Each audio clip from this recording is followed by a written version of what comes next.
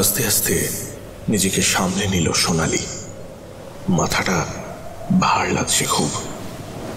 পাথরের ওপর পা দুটো রেখে কোনো মতে উঠে দাঁড়ালো। পায়ের কিছুটা ডুবে গিয়েছে জলের মধ্যে, নিঃশ্বাস বন্ধ হয়ে আসছে। এই ভয়াবহ নরক থেকে কি মুক্তির কোনো উপায় নেই? এমন সময় সামনে একটা জিনিসের উপর চোখ পড়ল তার। এক অপার্থিব ভয়ঙ্কর দৃশ্য যা তার শিরা উপশিরাকে একেবারে নিষ্পন্দ করে দিল এক নিমেষে। একটা অবয়ব, মানুষের মতো কিন্তু মানুষ নয়, ইয়েতি, ডুংরির ইয়েতি।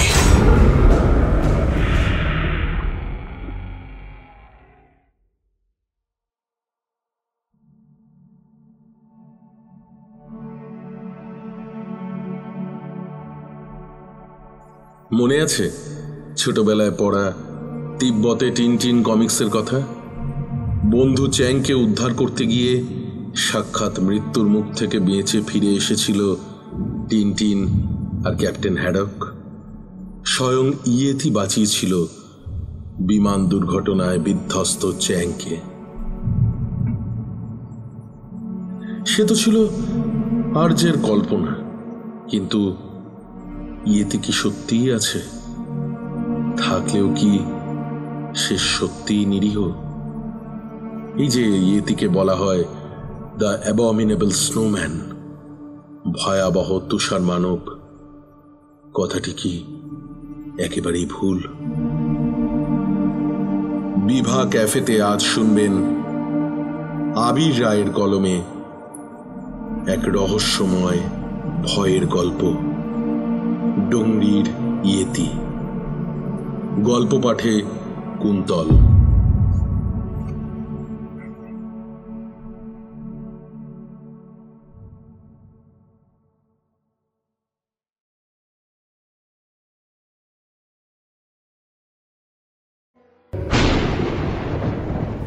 ইটানগর থেকে তাওয়াং আসতে প্রায় 13 ঘন্টা সময় লাগলো সোনালির।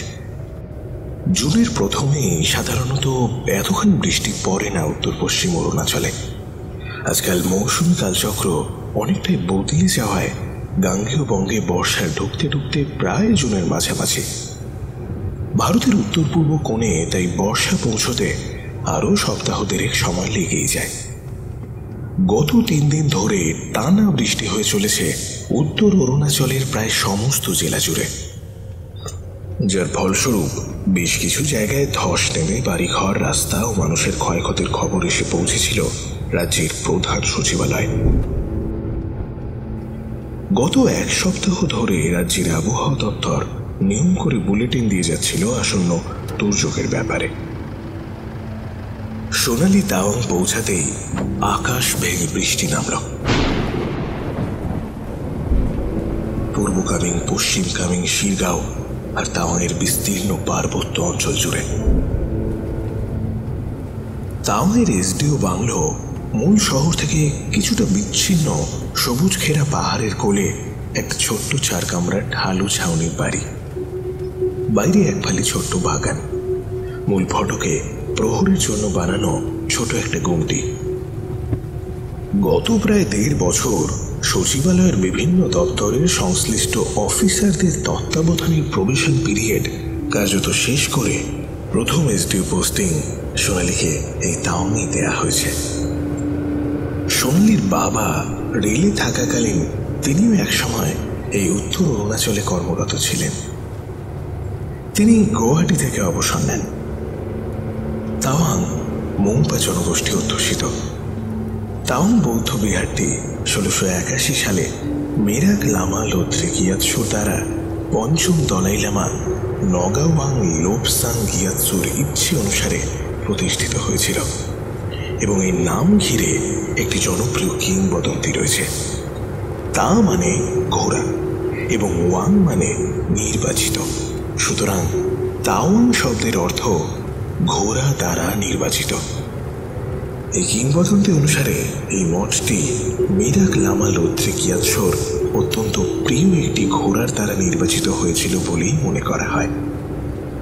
পরবর্তীকালে মঠের আধ্যাত্মিক মূল্য বৌদ্ধ ধর্মাবলম্বীদের কাছে আরো অনেকটাই বেড়ে যায় যখন ষষ্ঠ দলাই লামা সাংয়াং গ্যাতসো তাওয়াংয়ে জন্মগ্রহণ করেন।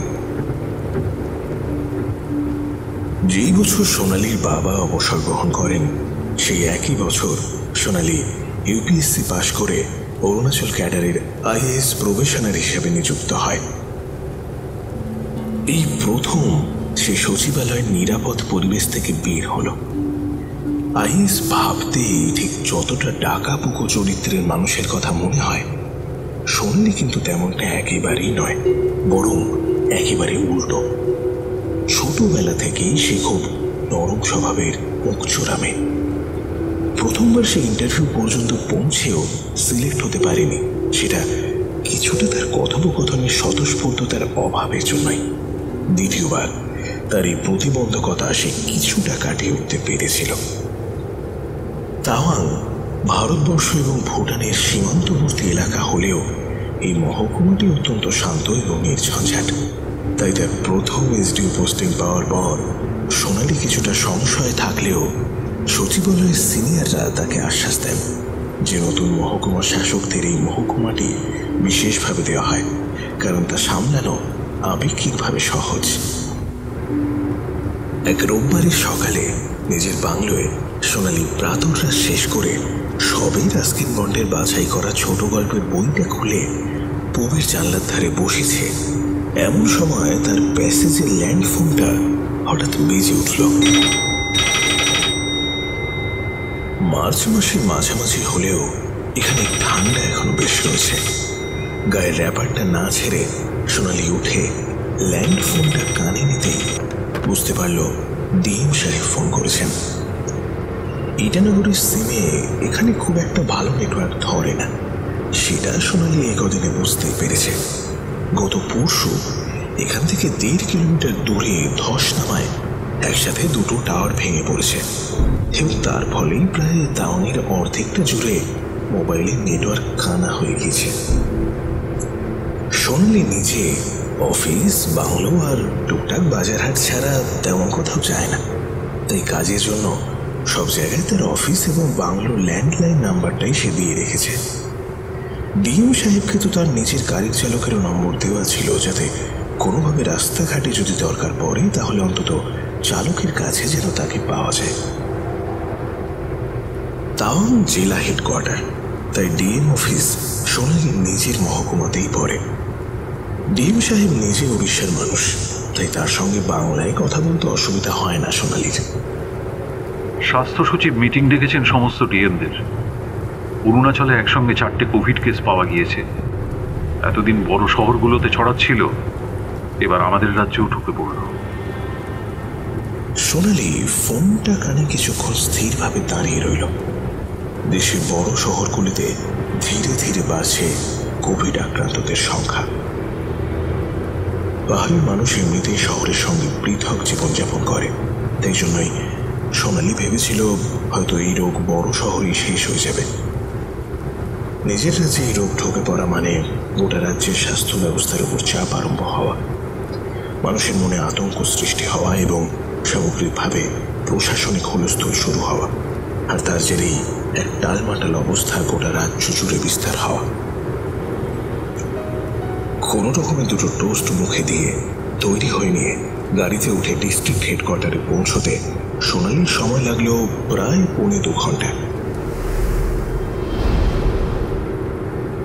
ধসের পর রাস্তা এখনো পুরোপুরি পরিষ্কার হয়নি, তাই পাহাড়ের সরু রাস্তাতে ট্রাফিক ধীরে ধীরে চলছিল। রবিবার হওয়ায় অফিসে তেমন কেউ একটা ছিল না। ম্যাজিস্ট্রেট সাহেবের চেম্বারে গিয়ে দেখা গেল উনি ভিডিও কনফারেন্সিংয়ে ব্যস্ত। বাইরে ওনার সহায়ক এবং একজন পিউন ছাড়া সমগ্র অফিসটাই খালি।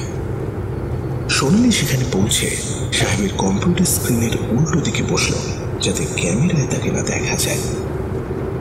স্বাস্থ্য সচিব চিন্তিত স্বরে সকলকে বার্তা দিলেন, ভারত সরকার থেকে কোভিড পরিস্থিতি নিয়ে সকল রাজ্য সরকারকে কড়া বার্তা দেওয়া হয়েছে এবং খুব শিগগিরই পরিস্থিতির গুরুত্ব বিচার করে এ বিষয়ে কড়া পদক্ষেপ গ্রহণ করবে সরকার।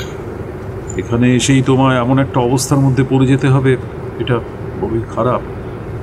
তোমায় হয়তো তোমার সদর এলাকা সেভাবে সময় নিয়ে চেনাতে পারবো না, বা হাতে কলমে তোমায় গাইড করারও তেমন সুযোগ এই পরিস্থিতিতে পাবো না। একটু নিজের মতন করে কাজ বুঝে নিও। ভিসি শেষ হলে ডিএম সাহেব খানিকটা অনুতপ্ত স্বরে কথাগুলি বললেন। সোনালি শান্ত বুঝতার মেয়ে, সে ঘাড় নেড়ে বলল, আপনি ভাববেন না স্যার, আমি সমস্ত কিছু সামলে নেব। তবে সমস্যা শুধু একটাই, আমি এখনো আমার এলাকার মানুষকে ঠিকমতো বুঝে উঠতে পারিনি। মন বলছে এই রোগ বেশ সময় নিয়ে ভোগাতে চলেছে, যেই কারণে প্রশাসনিকভাবে আমাদের বেশ কয়েকটা দিন ঝক্কির মধ্যে দিয়ে যাবে।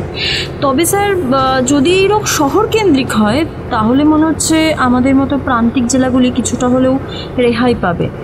আর তা যদি এদিকেও হানা দেয় তাহলে আপনার শুধু একটু গাইডেন্সের আমার প্রয়োজন আছে স্যার।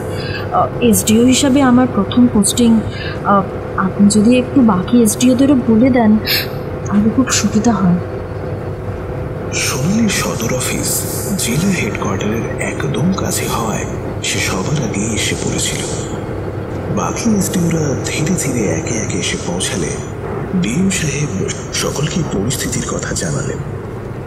এমত অবস্থায় অনুরোধ করলেন তারা যেন নিজের সময় এবং সাধ্যমতো প্রশাসনিক কাজের ক্ষেত্রে সোনালির পাশে দাঁড়ানোর চেষ্টা করে, কারণ এইটুকু বয়সে একটা গোটা সদরের ভার নিয়েই এমন প্রতিকূল পরিস্থিতিতে সে পড়ে গিয়েছে। পরিস্থিতি আরো প্রতিকূল হল।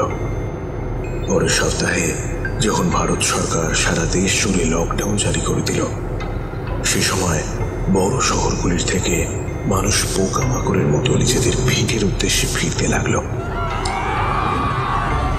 কিছু মানুষ পথে মিশে গেল, কিছু জন মন্তব্যে পৌঁছল, কেউ পেটের জ্বালায় প্রাণ হারালো, আবার কেউ বা শ্বাসের টানে বুক ফেটে মারা গেল। দিকে দিকে মরণ মিছিল এমন আকার নিল যে বিশ্বজুড়ে কেবলমাত্র প্রার্থনা আর হাহাকার ছাড়া আর কিছুই অবশিষ্ট রইল না। মৃত্যু তাণ্ডব চলতে লাগলো মানব সভ্যতার প্রত্যেক অলিতে গলিতে। মানুষের চোখের জল যেন সাগরের সৃষ্টি করলো সারা পৃথিবী জুড়ে। রোজ সকালে সোনালি প্রায় মহাকাশচারীর মতো সর্বাঙ্গ ঢেকে, মুখে ডাবল লেয়ারের মাস্ক পরে, ফেস শিল্ড লাগিয়ে তবেই কাজে বের হতো, এবং রাত্রে ফেরার পর তার মনে হতো বোধহয় আজই তার শেষ বেরোনো।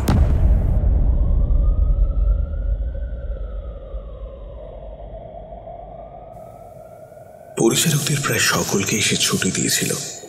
ড্রাইভার ভদ্রলোককেও সে চলে যেতে বলেছিল, কারণ স্কুল পাশ করে সে নিজেও গাড়ি চালাতে শিখেছে। তার জন্য কারোর জীবন বিপন্ন হোক তা সে চায় না। কিন্তু ভদ্রলোক উল্টে নিজের স্ত্রীকে নিয়ে চলে এসেছিলেন সোনালির বাংলোতে, যাতে রোজকার যাতায়াত না করতে হয়। বাজার বলতে কিছুই আর ছিল না।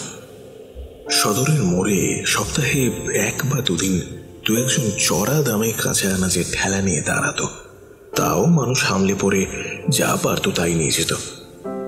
সেখান থেকে নিজেই নিজের জন্য প্রয়োজনীয় কাঁচা আনাজপাতি কিনে আনা, ঘরদুয়ারকে প্রতিনিয়ত পরিষ্কার করা এবং তারই সঙ্গে একটা গোটা সদরের মানুষের দায়িত্ব পালন করা, সমস্ত কিছুই সোনালীকে একা হাতে করতে হচ্ছিল।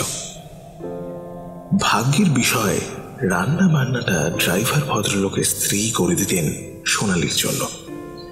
বিপদ যে সমাজের সর্বস্তরের মানুষকে একসঙ্গে পরিবারের বুনেতে বেঁধে দেয়, সেটা সোনালী বেশ উপলব্ধি করেছিল। প্রথম ঢেউয়ের ধাক্কা অরুণাচলের মানুষ খানিকটা সামলে উঠেছিল। অসুস্থ মানুষের ভিড়ে হাসপাতালগুলি উপচে পড়লেও মৃত্যুর সংখ্যা অরুণাচলে ততটাও ছিল না। কিন্তু সোনালীর মাথায় বাজ পড়ল দ্বিতীয় ওয়েভ আসার সঙ্গে সঙ্গেই। ওইটুকু সদর এলাকায় দিনে প্রায় 20 জন করে মারা যেতে লাগলো। প্রশাসনিকভাবে সবাই যেন চোখে অন্ধকার দেখতে লাগলো। গোটা পাহাড় জুড়ে মেঘ আর কুয়াশার আড়ালে যেন মৃত্যু দেবতা দুহাত খুলে খেলে বেড়াতে লাগলো। মানুষকে মহামারী তাণ্ডব চালাতে লাগলো ঝিমঝিমে পাহাড়ের কোলের সমস্ত জনবসতিগুলোতে। সেদিন রাতে প্রচন্ড বৃষ্টির মধ্যে হঠাৎ অতিরিক্ত জেলা শাসকের ফোন এলো সোনালীর কাছে। ম্যাডাম, একবার হাসপাতালে আসবেন দয়া করে। এডিএম ভদ্রলোক অত্যন্ত মৃদুভাষী এবং নিরীহ মানুষ। এমন অসময়ে উনি হাসপাতালে ডাকছেন। ডিএম সাহেবের আবার কিছু হলো না তো? ড্রাইভারকে জাগিয়ে গাড়ি বের করে অর্ধেক ভিজে অবস্থায় সোনালী পিপি স্যুট, ফেস শিল্ড এবং মাস্ক পরে যখন হাসপাতালে পৌঁছল তখন রাত প্রায় 11:15। থমথমে হাসপাতালের বাইরে একটা টিনের চালার নিচে দাঁড়িয়ে রয়েছেন এডিএম সাহেব। হাসপাতালের যে কজন কর্মীকে আশেপাশে দেখা যাচ্ছে তারা সকলেই পিপি স্যুট পরে থাকার কারণে সোনালী এডিএম সাহেবকে আলাদা করে চিনতে পারেননি। উনি হাত নেড়ে ডাকতেই সোনালী সেই দিকে এগিয়ে গেল। আপনাকে একটু সুপার সাহেবের সঙ্গে কথা বলে এগুলোর ব্যবস্থা করাতে হবে। এগুলো মানে কোনগুলো? ভদ্রলোক হাত তুলে পাশে দাঁড়ানো মালবাহী গাড়িটার দিকে দেখালেন। সোনালী এতক্ষণ খেয়াল করেনি পাশের অন্ধকারে দাঁড়ানো ধূসর রঙের ডালা গাড়িটাকে। অন্ধকারে বৃষ্টির মধ্যে মিশে দাঁড়িয়েছিল সেটি। কি আছে এতে? Oxygen cylinder? তার সদরে দুটো মাত্র হাসপাতাল এবং দুটিতেই অক্সিজেনের অভাব দেখা দিয়েছে। স্বাস্থ্য দপ্তরের কাছে সে ইতিমধ্যেই বেশ কয়েকবার দরখাস্ত করেছে অক্সিজেনের ব্যবস্থা করার জন্য। আজ সকালেও ডিএম সাহেবকে সে এই বিষয়ে জানিয়েছে। এদিক ওদিক থেকে সিলিন্ডার ম্যানেজ হলেও কনসেন্ট্রেটার এখনো এসে পৌঁছায়নি। যা সিলিন্ডার এসেছে তা শেষ হতে বেশি সময় লাগবে না। কনসেন্ট্রেটার থাকলে অন্তত টানা অক্সিজেনের প্রবাহ বজায় রাখা যায়, কিন্তু আপাতত সে করে বালি।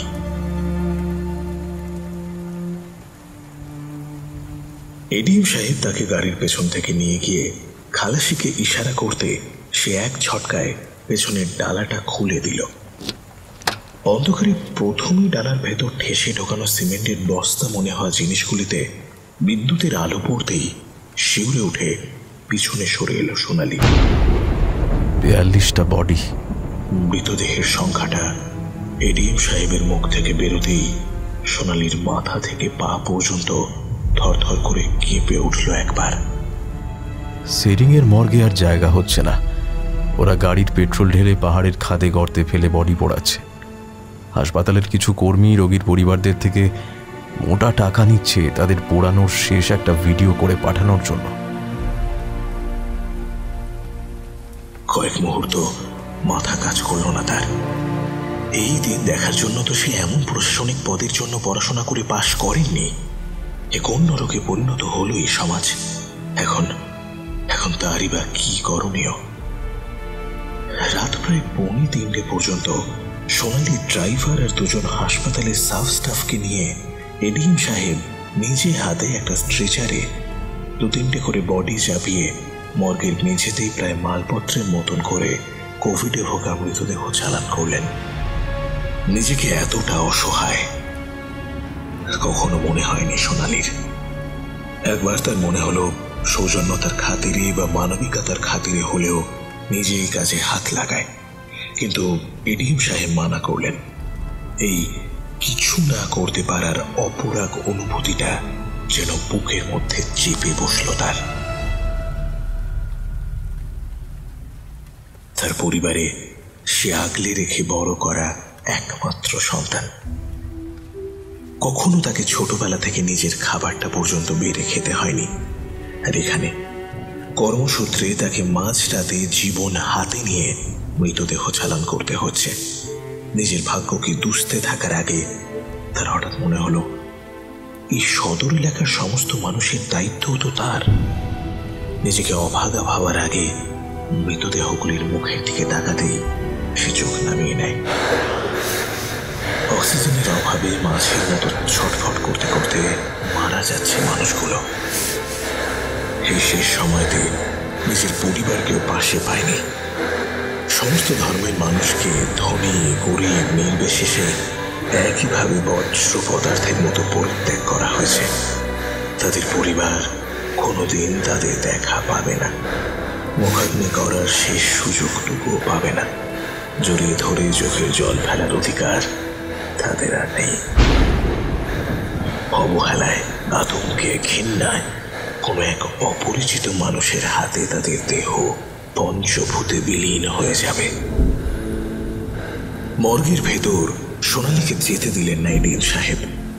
ডাই করে রাখা লাশের মাঝে যারা ঢুকেছিল, সোনালীর মনে হয়েছিল যে তারা আদেও মানুষের কলিজা নিয়ে জন্মায়নি। রাগ, ঘৃণা, ভয়, এই সমস্ত কিছুর ঊর্ধ্বে এই মারাত্মক মারণ সংক্রমণের ভয়কে জিতে যারা দিনের পর দিন সরকারের প্রতিনিধি হয়ে এই পরিষেবা দিয়ে যাচ্ছে, তাদের দেখে সোনালীর মনে অনেকটা বল পেল। কাজ যখন প্রায় শেষ, তখন বৃষ্টি অনেকটাই ধরে এসেছে।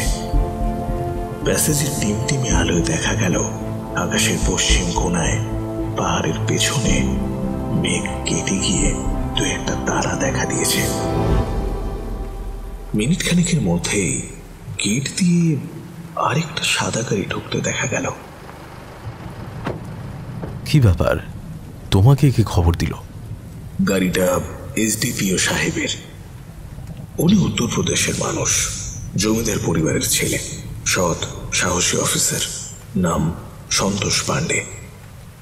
তিনি গাড়ি থেকে নামতে নামতেই ওনাকে উদ্দেশ্য করে এডিএম সাহেব কথাটা বললেন। सेपलिंग के पास बारिशের জন্য ধস নেমেছে।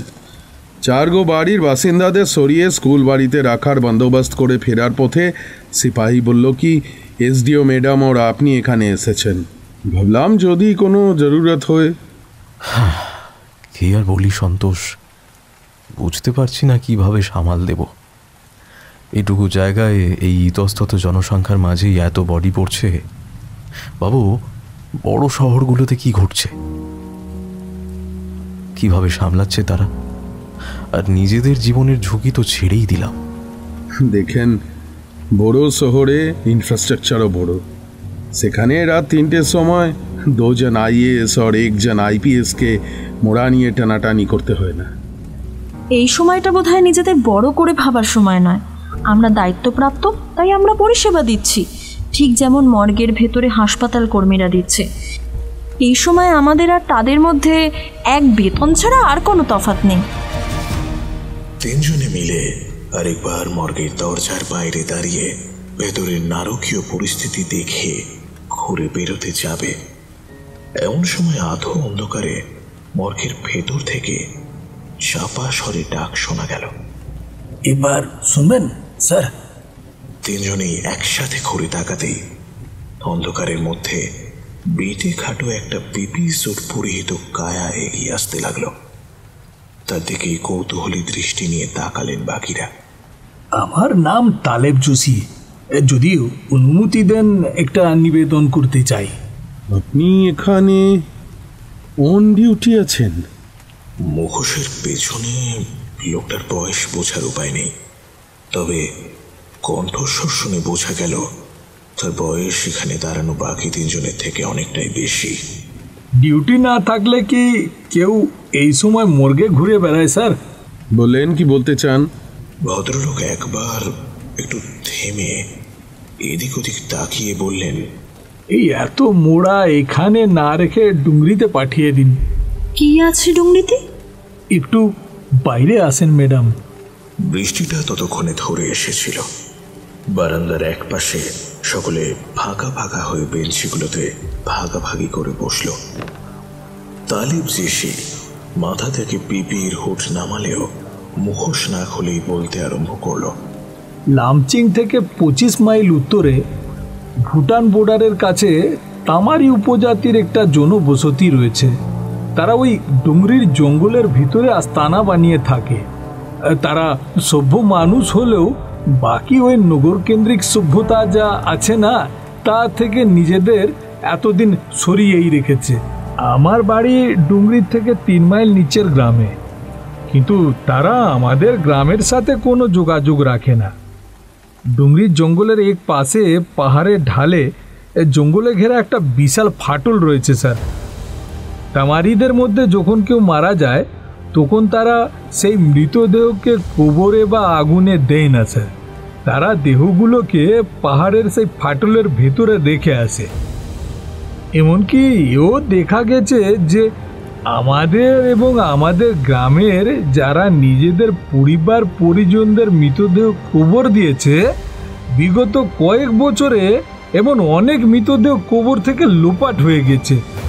আমাদের গ্রামবাসীদের মধ্যে অনেকেই মনে করেন কি এই মৃতদেহ সব সেই ডুংরির লোকজনেরাই কবর থেকে তুলে নিয়ে গেছে। क्यों? वो लोग क्या वो कुछ ब्लैक मैजिक या कोई पारलौकिक धर्मीय क्रियाकलाप करे वो डेड बॉडी गुलो के लिए? हाँ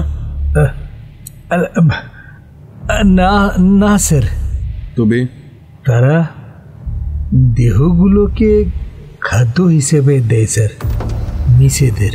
মিশে মিশে মানে তিব্বতী ভাষা কি? কোনো পশু? ওই জঙ্গলে নেকড়ে আর লেপার্ড আছে বেশ কিছু, তেমন কিছু কি?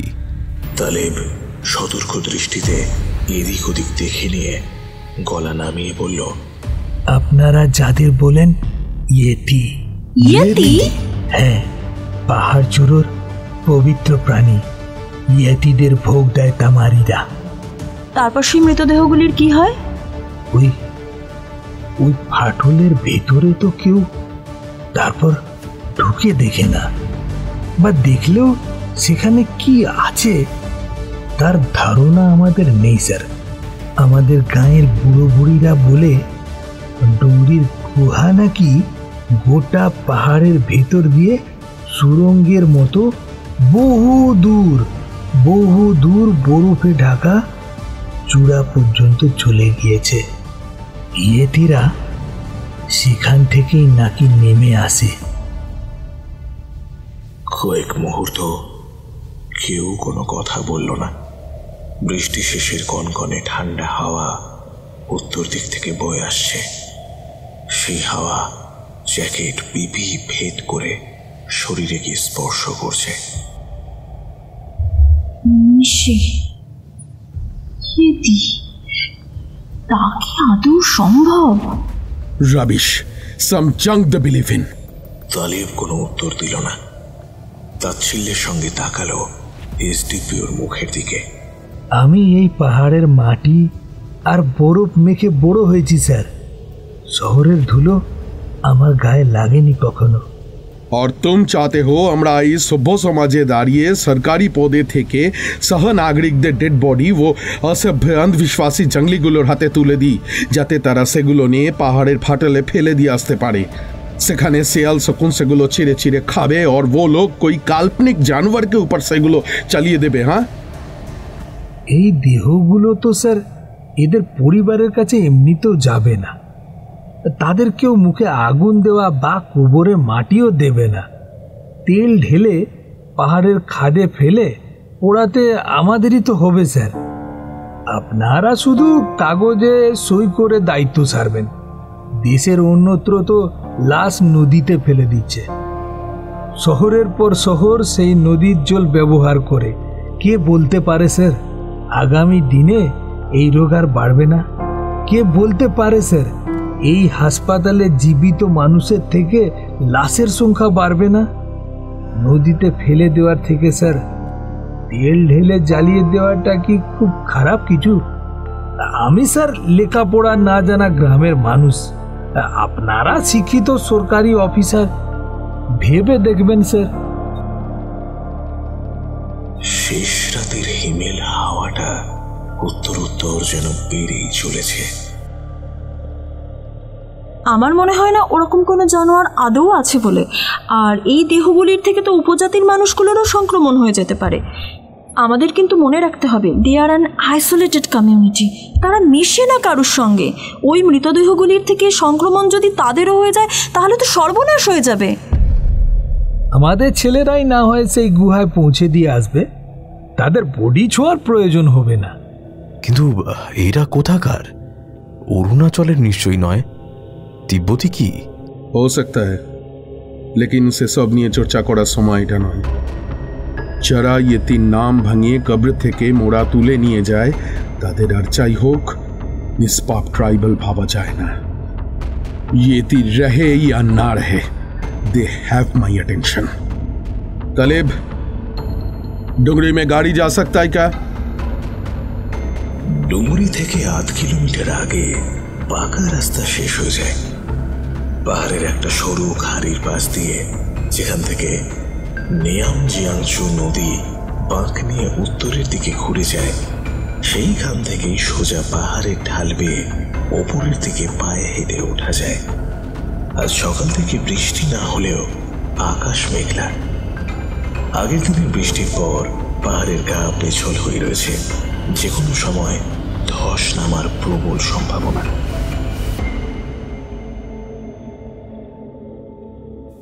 দুপুর 12টার কিছু পরে সোনালী আর এসডিপিওর গাড়ি এসে থামল পাহাড়ের ঢালের নিচে, রাস্তা যেখানে শেষ হয়ে যায় তার খানিকটা আগে। দুই গাড়ি থেকে 2 জন অফিসার ছাড়াও 2 জন সেপাই আর তালেব নেমে ভিজি রাস্তায় সন্তর্পণে পা ফেলে এগিয়ে এলো পাহাড়ের ঢালের মুখের একটা আরো কেরিয়ার ছোপের সামনাসামনি।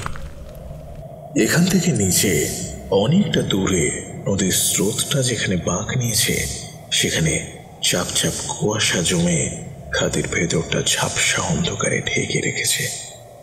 পাহাড়ি গাছের পাতার ফাঁক দিয়ে মেঘলা আকাশের ঘোলাটে আলো যতটুকু ঢুকে আসছে, তাতে জায়গাটার স্যাঁতস্যাঁতে অন্ধকার ভাবটা কিছুতেই দূর হচ্ছে না।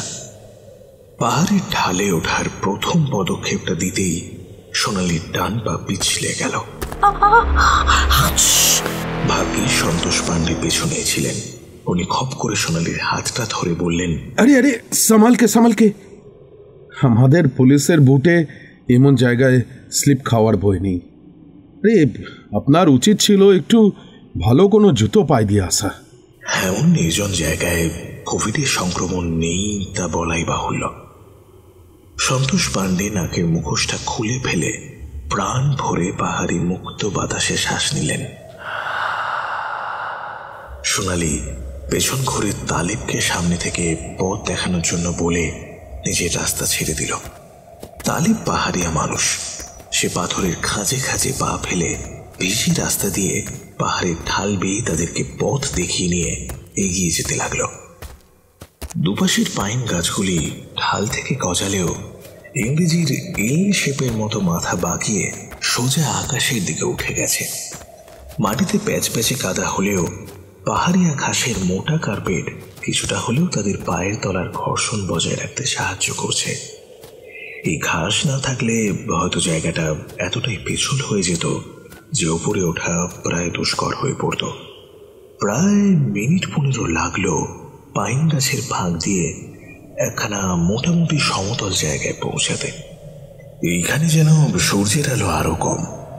হঠাৎ কাউকে চোখ বেঁধে এখানে এনে চোখ খুললে মনে করতেই পারে যে সময়টা সন্ধ্যাবেলা।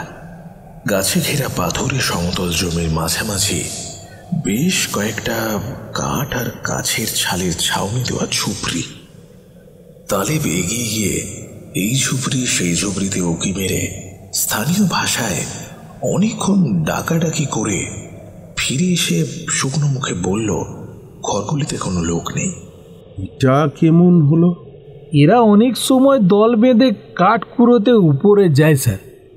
आप उस घरों से दूर रहिए। এরা আইসোলেটেড কমিউনিটি। একবার ইনফেকশন হয়ে গেলে পুরা বস্তি একদম সাফ হয়ে যাবে। সোনালী বুঝতে পারল এরা কেউই পালিয়ে যায়নি। ঘরে বাসনপত্র, জামা কাপড় সবকিছুই রয়েছে। সমতল জায়গাটা মোটামুটি গোলাকার। পাইন ছাড়া অন্যান্য পাহাড়িয়া গাছ খাড়াই হয়ে উঠে গিয়ে একটা টানা আস্তরণ ছেয়ে রেখেছে বসতির মাথার উপর দিয়ে। পূব দিকে সোজা পাথরের দেওয়াল থাকায় প্রথম সূর্যের আলো এখানে পড়ে না। ঝুপড়িগুলোর আশেপাশে কুয়াশার একটা পাতলা বলয় যেন ঘিরে রেখেছে সমগ্র বসতিটাকে। তালেব হঠাৎ করেই হাত তুলে চিৎকার করে উঠল, তুম সকলের নজর বাম দিকে ঘুরতেই সে আচমকা দৌড়তে লাগলো সেই দিকে। এসডিপিও সাহেব তালেবের পেছনে দৌড়ে কিছুক্ষণ পর ফিরে এলেন একটি বছর 12 ছেলের হাত ধরে। ছেলেটা ভয়ার্ত চোখে দুবার হ্যাঁচকা মেরে নিজের হাত ছাড়াতে গিয়ে বিফল হয়ে মুখ কালো করে দাঁড়িয়ে গেল তালেব আর এসডিপিও সাহেবের মাঝখানে। ছেলেটির মাথার চুল ভীষণ পাতলা, পরনের পোশাকেও স্থানীয় অরুণাচলী মানুষের থেকে খানিকটা যেন আলাদা, যদিও গায়ের জ্যাকেটটা সম্ভবত কোথাও থেকে পেয়েছে সে, কারণ তাতে ইটানগরের একটি ফুটবল ক্লাবের নাম লেখা। স্যানিটাইজ হিম কুইক! এসডিপিও সাহেবের হুকুমে তালেব ছেলেটির হাতে একটি মেডিকেল স্যানিটাইজারের শিশি ধরিয়ে তাদেরই ভাষায় তাকে হাতে গায়ে মেখে নিতে বলল সেটা। পুলিশ ইতি ঈশানীয় কি থাকাই ডরোনি।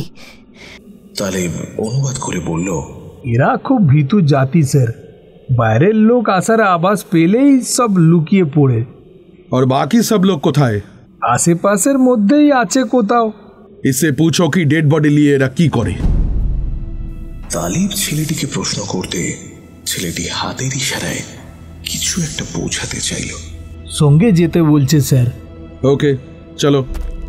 ওঠার সময় যতখানি পেছল মনে হয়েছিল, সমতল গোলাকার জায়গাটা থেকে নিচে নামাটা যেন তার থেকেও কঠিন বলে মনে হলো।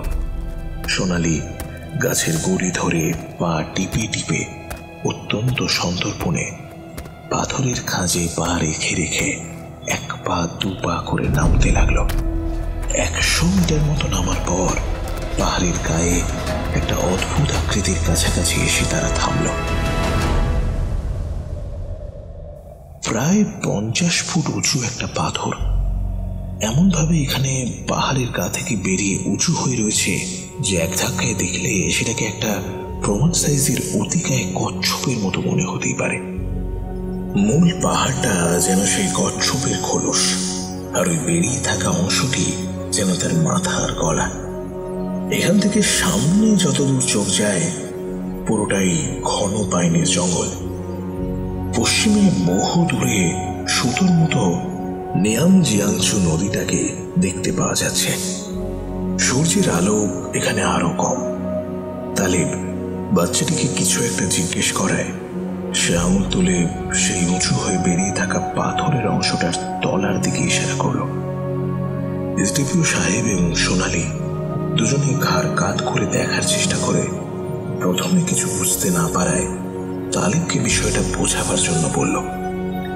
তালেব এগিয়ে গিয়ে কচ্ছপের গলার মতো পাথরের অংশের তলার ছোপ হাত দিয়ে সরাতেই সোনালি স্পষ্ট দেখল প্রায় 4 ফুট চওড়া আর 2 ফুট উঁচু একটা অর্ধ গোলাকার খাঁজ। এখান থেকে বেশি কিছু বোঝা না গেলেও এতটুকু বোঝা গেল যে সেই ফাটলের ভেতরটা যথেষ্ট অন্ধকার আর গভীর। তালেব সেই পাথরের গায়ে গজে ওঠা লতা পাতা টেনে সরাতেই বোঝা গেল সে খাঁজটা চওড়া হয়ে লম্বালম্বি কচ্ছপের গলা আর খোলস বরাবর সোজা হয়ে ওপরের দিকে উঠে গেছে এবং একজন মানুষ যাওয়ার মতো একটা চওড়া গুহার মতো সৃষ্টি হয়ে রয়েছে সেইখানটায়। এরা দেহগুলি এর ভেতরে রেখে দেয়? তালেব ছেলেটিকে জিজ্ঞেস করতে সে ঘাড় নাড়ল, তারপর একটু থেমে নিজের ভাষায় কিছু একটা বলল তালেবকে। এ বলছে এরা ভেতরে যায় না, বাইরে থেকে লাশ ভিতরে ফেলে দেয়। क्यों? अंदर क्या है? তালেব ছেলেটিকে প্রশ্নটা করতেই সোনালি দেখতে পেল ছেলেটির মুখের রং যেন এক ধাক্কায় উড়ে গিয়ে তার মুখশ্রী ফ্যাকাশে হয়ে গেল। সে ভয়ার্ত চোখে জোরে জোরে ঘাড় নাড়ল। ये কিছু জানে না স্যার। ओके ओके छोड़ दो उसे, मैं अंदर जाऊंगा। বাচ্চা ছেলেটি কি বুঝলো কে জানে। সে মুখ দিয়ে একটা বিচিত্র শব্দ করে হাত নেড়ে আতঙ্ক মিশানো চোখে সন্তোষ পাণ্ডেকে কিছু একটা বোঝাতে চাইল। সন্তোষ পাণ্ডে হেসে কোমরের অস্ত্রটার উপর 2বার হাত রেখে তাকে আশ্বস্ত করে গায়ের জ্যাকেটটা খুলে সোনালির হাতে দিয়ে পকেট থেকে মোবাইল ফোনটা বের করে তার আলো জেলে শরীরটাকে বাঁকিয়ে চড়িয়ে ফাটলের ফাঁক অনুযায়ী আগে পিছে করে ভেতরের অন্ধকারে অদৃশ্য হয়ে গেলেন। তালেব যেন কিছু একটা বলতে গিয়েও আটকে গেল। কয়েক মুহূর্ত পরে হঠাৎ 1 ফোঁটা 2 ফোঁটা বৃষ্টি পড়তে লাগলো। এরা কেউই ছাতা আনেনি, তাই দাঁড়িয়ে ভেজা ছাড়া আর কোনো উপায় রইল না।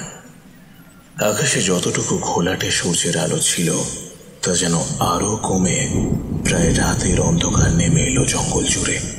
সে সঙ্গেই বাড়তে লাগলো হিমেল হাওয়ার স্রোত। এখান থেকে সমতল জায়গাটা দেখা যায় না। সোনালি হাত ঘড়িটার দিকে একবার তাকিয়ে বুঝতে পারল সন্তোষ পাণ্ডে ভেতরে গিয়েছেন প্রায় 8 মিনিট হয়ে গিয়েছে। এতক্ষণ কিসে সময় লাগছে তার? ব্যাপারটা যেন একটু বেপরোয়া মনে হলো সোনালির।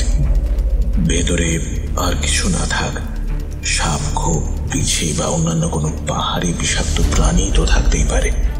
তাই জন্যই খানিকটা চিন্তা হলো তার। ওকে ছেড়ে দিন প্লিজ, খামোকা ভয় পাচ্ছে।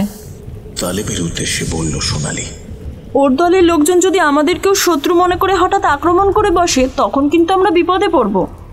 তালেব ছেলেটিকে হাত নেড়ে চলে যেতে ইশারা করতে সে এক দৌড়ে প্রায় বাঁদরের মতো স্ফূর্তিতে পাহাড়ের গা বেয়ে উঠে গাছপালার আড়ালে অদৃশ্য হয়ে গেল। কিন্তু সন্তোষ পাণ্ডে এখনো বেরোচ্ছেন না কেন? কি করছেন এতক্ষণ ধরে উনি ফাটলের ভেতর? ভেতরে খাদ জাতীয় কিছু নেই তো? উনি পড়ে টরে গেলেন না তো সেখানে? কথাটা মনে হতেই সোনালির এই ঠান্ডাতেও ঘাড়ের আশপাশটায় ঘাম জমতে লাগলো। সে তালেবের উদ্দেশ্যে অনুরোধের সুরে বলল, একটু ফাটলের মুখে গিয়ে ডাক দিয়ে দেখুন না প্লিজ। তালেব এগিয়ে গিয়ে ডাক দেওয়ার আগেই অবশ্য সন্তোষ পাণ্ডে বেরিয়ে এলেন। নিশ্চিন্তের হাত ছাড়ল সোনালি। The cave is surprisingly airy. গায়ের জ্যাকেট থেকে ধুলো ছাড়তে ছাড়তে বললেন এসডিপিও সাহেব। মানে এই বদ্ধ গুহার ভিতরে হাওয়া আসবে কোথা থেকে? ভিতরের রাস্তা এতটাই অন্ধকার আর সরু যে তেমন কিছু বোঝা গেল না। লেকিন হ্যাঁ, যেরকম ও দুর্গন্ধময় আশা করেছিলাম তেমন কিন্তু কিছু মনে হলো ইথার বা উস্তারাকা কই কেমিক্যালের যেন গন্ধ পেলাম ভিতরে। এবার তাহলে ফেরা যাক, আকাশের অবস্থা তো ভালো দেখছি না। তিনজনেই ওপরের সমতলের দিকে না গিয়ে পাইন বনের পেঁচানো রাস্তাটা ধরে ধীরে ধীরে পা টিপে টিপে নামতে লাগলেন যেখানে তাদের গাড়িগুলো রাখা রয়েছে। গাছের পাতা আর গাছের গোড়াগুলো ভিজে, গাড়ির কাছেও যেন জলের ফোঁটা দেখতে পাওয়া যাচ্ছে। প্রকৃতি এখানে সত্যিই এক অদ্ভুত কোহলিকায় আচ্ছন্ন করে রাখে। তার খামখেয়ালি সৌন্দর্য যেমন ভয়ঙ্কর তেমনই মোহময়ী। এর মধ্যেই হঠাৎ সোনালি চোখ গেল পেছন দিকে কিছুটা পাহাড়ের ঢালের ওপর দিকটায়। এসডিপিও সাহেবের কি পায়ে চোট লেগেছে? তিনি ঢাল বেয়ে নামতে গিয়ে যেন হঠাৎ থমকে গিয়েছেন। পাশের একটা পাইন গাছের গুঁড়িতে আঁকড়ে ধরে এক পা করে এগোচ্ছেন, আবার পিছিয়ে যাচ্ছেন। সোনালি নিচ থেকে হাঁক দিল, পাণ্ডে সাহেব, পাণ্ডে সাহেব, কি হলো? আরো বার কয়েক সেইভাবে নামার চেষ্টা করে একসময় বিফল হয়ে উনি পাইন গাছটাকে আঁকড়ে ধরে হেলান দিয়ে দাঁড়ালেন খানিকক্ষণ। জায়গাটা তো এমন কিছু খাড়াই নয়, দিব্যি পাথর বেরিয়ে বেরিয়ে রয়েছে যাতে পা দিয়ে অনায়াসে নেমে আসা যায়। সোনালির থেকে ওনার পুলিশি জুতোয় অনেক বেশি ভালো গ্রিপ থাকার কথা। তবে কি ওনার মাথা ঘোরাচ্ছে? সোনালি ভালো করে তাকিয়ে দেখলো ওনার দিকে। ওনার চোখ দুটো কেমন যেন উদ্ভ্রান্তের মতো দেখাচ্ছে, কিন্তু টেরা নন। তাহলে হঠাৎ চোখের মনে দুটো এমন দুদিকে বাঁকা হয়ে গিয়েছে কিভাবে। যে হাত দিয়ে উনি পাইনের গলিটাকে আঁকড়ে ধরেছেন সেই হাতের আঙুলগুলো যেন মৃদু কাঁপছে বলে মনে হচ্ছে। তালেব, এই তালেব, দেখো তো ওনার বোধহয় শরীর খারাপ লাগছে। তালেব ওনার কাছাকাছি গিয়ে পৌঁছানোর আগেই হঠাৎ সন্তোষ পাণ্ডে প্রচন্ড কাশতে আরম্ভ করলেন। আর উনি কাশা আরম্ভ করলেই তালেব হঠাৎ দুপা পেছনে সরে এলো।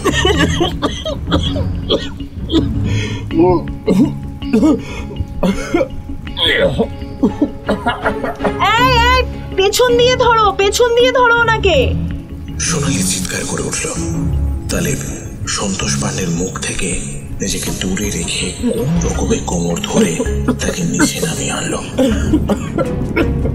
প্রায় 15-20 মিনিট কাশতে কাশতে বারংবার জল খেয়ে নাকে মুখে জল দিতে উনি খানিকটা যেন সুস্থ বোধ করলেন। ওনাকে ধরাধরি করে গাড়িতে তুলে সোনালি নিজের গাড়িতে ফিরে এলো। ভদ্রলোকের হঠাৎ এমন হওয়ার কি কারণ থাকতে পারে তাই নিয়ে তার মনে নানান চিন্তা খেলে যেতে লাগলো। সোনালি এসডিপিও বাংলোর দুয়ার পর্যন্ত পাণ্ডে সাহেবকে পৌঁছে দিয়ে এলো। ভদ্রলোক যে এখনো পুরোপুরি ঠিক হয়ে গিয়েছেন তেমনটা নয়। তার কথাবার্তা একটু হলেও যেন জড়ানো জড়ানো ঠেকছে। তবে পাহাড় থেকে নামার সময় যেমন অবিন্যস্ত দেখাচ্ছিল তাকে, তার থেকে এখন অনেকটাই ঠিক মনে হচ্ছে। ভাগ্যের কথা, আজ অন্য দিনের তুলনায় তাওয়াং অঞ্চলে কম মানুষ মারা গিয়েছে। হাসপাতালে রোগী ভর্তির সংখ্যাও কম।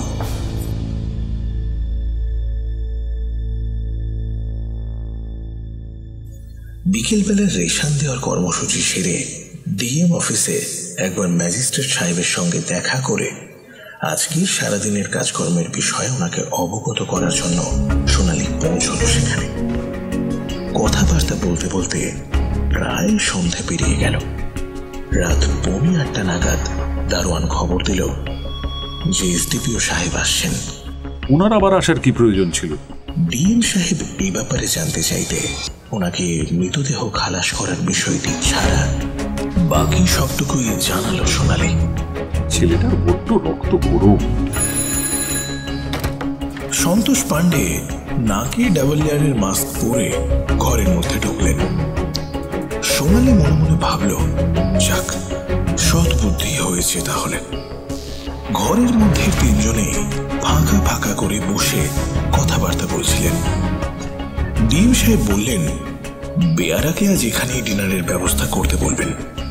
তিনজনই ঘর ছাড়া সরকারি কর্মচারী, একা একা নিজেদের বাংলোতে থাকেন। এই দুঃসময়ে সকলেরই মন মেজাজের অবস্থা ভারাক্রান্ত। এমন সময় দাঁড়িয়ে খানিকক্ষণ স্বজনের সঙ্গ কে না চায়। মিটিং রুমের টেবিলে ফাঁকা ফাঁকা করে তিনজন অফিসারের ডিনারের ব্যবস্থা করা হলো। হাতে গরম রুটি আর কষা কষা করে বানানো বন মোরগের ঝাল। সোনালি আর ডিএম সাহেব নিজেদের পরিবার পরিজনের বিষয়ে অনেক কথা বললেন, কিন্তু সন্তোষ পাণ্ডে কেমন যেন চুপচাপ একভাবে মাথা গুজে কেবল খেয়ে যাচ্ছিলেন। সোনালি আর ডিএম সাহেব দুজনেরই খাওয়া হয়ে যাওয়ার পরেও সন্তোষ পাণ্ডে বেশ কয়েকবার রুটি চাইলেন। মাংস আর ঝোল শেষ হয়ে গেলেও দেখা গেল উনি শুকনো রুটি গোটা তিনেক চিবিয়ে খেয়ে ফেললেন। সোনালি আর ডিএম সাহেব চোখাচোখি করলেন একবার। বোধহয় সারাদিনে পাহাড়ের ওঠানামার ফলে বড্ড খিদে পেয়েছিল ওনার। रोटी रोटी रोटी और रोटी दो, जल्दी जल्दी ले आओ। साहब আর তো রুটি নেই, সব শেষ। खत्म। लेकिन लेकिन আমার তো এখনো ভুক পাচ্ছে। কোথাও থেকে আনিয়ে দিতে পারবে না? না সাহেব, এত রাতে লকডাউনের মধ্যে দোকান খুলিয়ে রুটি বানানো সম্ভবও নয়। ও আচ্ছা, ঠিক আছে। খাওয়া শেষ হলে সন্তোষ পাণ্ডে সেই একই রকম নির্বিকার মুখে হাত মুখ ধুয়ে তেমন কোনো বিশেষ কথা না বলে প্রায় কলের মানুষের মতোই গাড়িতে উঠে বিদায় নিলেন। সেই দিকে তাকিয়ে সোনালির দিকে ফিরে খানিকটা মজার ছলে কিন্তু কৌতূহল মেশানো কণ্ঠস্বরে ডিএম সাহেব জিজ্ঞেস করলেন, কি হয়েছে বলো তোর? তুমি ঝগড়াঝাটি করনি তোর সঙ্গে? সোনালি ঘাড় নাড়ল। উত্তর দেওয়ার মতো তার কাছে তেমন কিছু বলার নেই। মনের মধ্যে নানান প্রশ্ন আসতে লাগলো তার। পাহাড়ের ওই ফাটলে ঢোকার আগে পর্যন্ত সন্তোষ পাণ্ডে একেবারেই স্বাভাবিক ছিলেন, সাহসী, বেপরোয়া, রসকসহীন। কিন্তু সেখান থেকে বেরিয়ে আসার পর তার হঠাৎ হলো কি?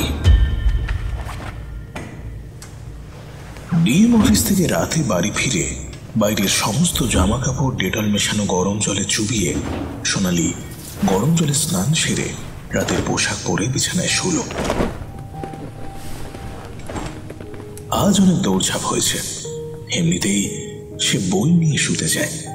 পড়তে পড়তেই ঘুম চলে আসে তার। আজ আর মনে হয় না বই পড়ার কোনো প্রয়োজন হবে। শরীরে ক্লান্তি থাকায় ঘুম হয়তো এমনিতেই চলে আসবে। বালিশে মাথা ঠেকানোর সঙ্গে সঙ্গেই কখন যে ঘুমে সোনালির চোখ জড়িয়ে এলো তা সে নিজেও বুঝতে পারল না।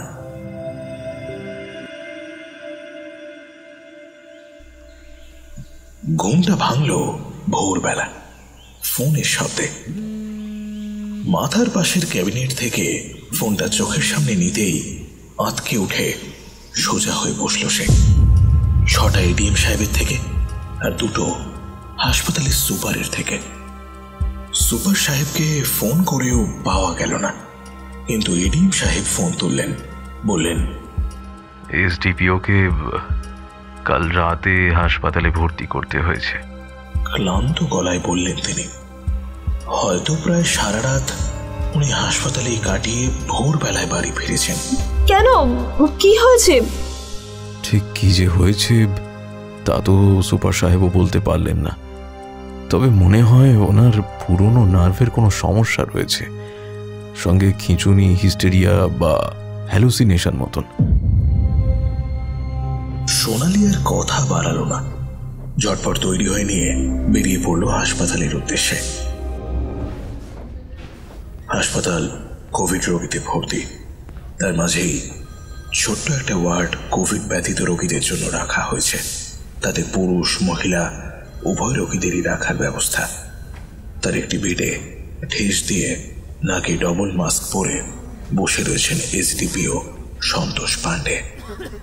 সোনালি ওয়ার্ডের বাইরে থেকে হাত নেড়ে তার দৃষ্টি আকর্ষণ করল। তাকে আপাতভাবে দেখে মনে হলো এখন অনেকটাই সুস্থ রয়েছেন। পাণ্ডে সাহেব সম্ভবত সোনালিকে দেখে হাসলেন, কিন্তু তার মুখের মাস্কের আড়ালে সেটা নিশ্চিতভাবে বোঝা গেল না। খানিক বাদে সুপার সাহেব আসতেই তাকেই সোনালি জিজ্ঞেস করল, কেমন আছেন এখন? কালকের থেকে ভালো। কাল রক্তচাপ ওঠানামা করছিল। মাঝরাতে উঠে উনি খেতেও চাইলেন। আমরা অক্সিজেন খুলে খাবারও দিলাম। তারপর তো আবার ভোরবেলা শুনলাম খাবার চেয়েছিলেন। বাইরে দাঁড়িয়ে আছেন কেন? ভেতর থেকেই হাঁক দিলেন পাণ্ডে সাহেব। না না, আমি এখন আসছি না, আসলে বাইরে থেকে আসছি তো, হাসপাতালের ওয়ার্ডে ঢোকাটা উচিত হবে না, আপনি বিশ্রাম করুন। পাণ্ডে সাহেব ঘাড় নেড়ে কিছুক্ষণ চুপ করে তারপর বললেন, ছেলেকে সঙ্গে আনেননি? সোনালি এবং সুপার সাহেব দুজনেই ঘুরে তাকালেন পাণ্ডে সাহেবের দিকে। কোন ছেলের কথা বলছেন উনি? সোনালির তো বিয়ে হয়নি। মায়ের কদর তো সবাই বোঝে না, আপনার ছেলে বোঝে। আমার মাও ছোটবেলায় মারা গিয়েছে, লেকিন কাল রাতে মনে হয় উনি এসেছিলেন ঘরে, এই খাটের পাশে দাঁড়িয়েছিলেন। সোনালির হাত পা কেমন ঠান্ডা হয়ে এলো। এই চলছে কাল রাত থেকে, এখন যদিও কম। এই চলছে মানে? ভুল বকছেন নাকি? হ্যাঁ, এমনটা কি থেকে হতে পারে? মস্তিষ্কজনিত কারণের জন্য হতে পারে, আবার লিভার খারাপ হলেও হতে পারে। উনি যে মদ্যপান করেন না সেটা আমি জানি, কিন্তু লিভারের কি দশা তা এলএফটি না করলে বোঝা যাবে না। আজকের দিনটা দেখব, অবস্থার উন্নতি হলে ভালো, নয়তো কালকে ইটানগরে ট্রান্সফার করার ব্যবস্থা করব। মনে এক গুচ্ছ দুশ্চিন্তা আর উদ্বেগ নিয়ে সোনালি অফিসে ফিরল। কি থাকতে পারে ওই গুহার মধ্যে, যা থেকে এমন হঠাৎ পরিবর্তন হয়ে যেতে পারে একটা আস্ত মানুষের? উনি কি কিছু খেয়েছিলেন? কোনো বিষাক্ত শিকড় বাকড়, নাকি মদ্যপান ছাড়াও উনি মাদকাসক্ত? এই সমস্ত নানান প্রশ্ন মাথায় ঘুরপাক খেতে লাগলো সোনালির। সন্ধ্যা নামলো পাহাড় জুড়ে। পশ্চিমের আলো পাহাড়ের গায়ে গায়ে মেঘের লম্বা লম্বা ছায়া ফেলে ধীরে ধীরে এক বেগুনি চাঁদোয়ায় মুড়ে দিল আকাশকে। রাত 8টা নাগাদ নিজের ব্যাগ গুছিয়ে চেম্বার থেকে বেরোনোর সময় পাশের জানলা দিয়ে দূরে পাহাড়ের খাঁজে আগুন জ্বলতে দেখল সোনালি। কিছুক্ষণ থমকে সেদিকে তাকিয়ে রইল সে জানে ওখানে কি ঘটছে। কুয়াশা ঘেরা অন্ধকারে সাধারণ মানুষের নজরের থেকে বাইরে ওখানে লাশের ডাই পাথরের পেছনে ফেলে তাদের তেল ঢেলে পোড়ানো হচ্ছে। সমস্ত ঠিক ভুলের ঊর্ধ্বে উঠে মানুষ যখন বাঁচার তাগিদে নিজের সমস্ত কিছু দিয়ে মহামারীর বিরুদ্ধে লড়াই করে যাচ্ছে, তখন রক্তের সম্পর্ক, আত্মীয়তা, পারিবারিক বন্ধন সবকিছুই কেমন যেন ফিকে হয়ে গিয়েছে।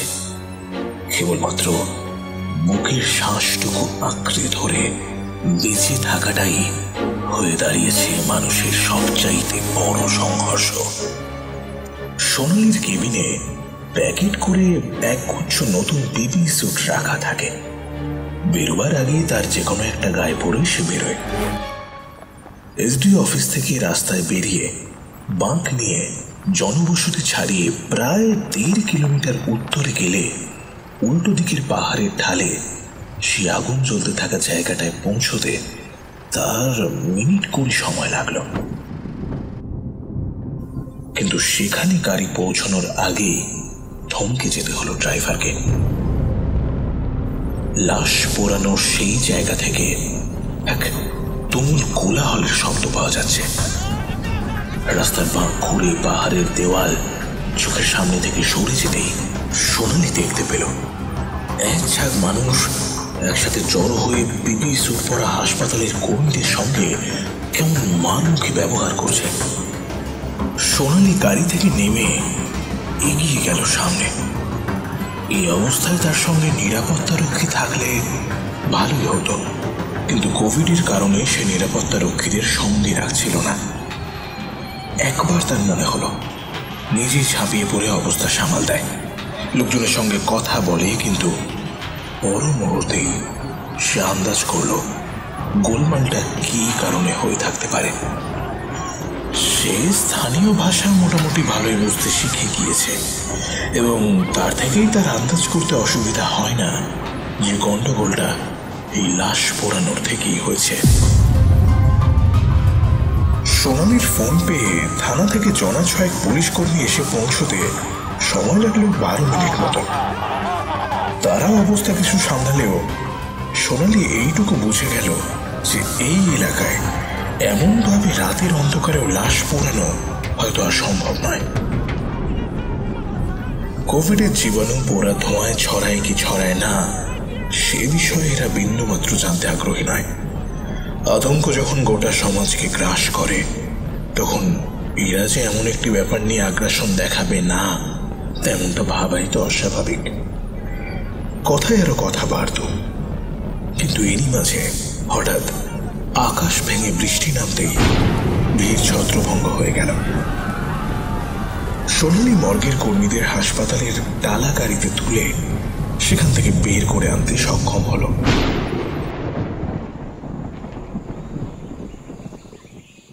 পরের দিন সকালে হাসপাতাল সুপার খবর দিলেন যে সন্তোষ পাণ্ডে এখন আগের থেকে অনেকটাই স্বাভাবিক, আজ তাকে রিলিজ দেওয়া হবে।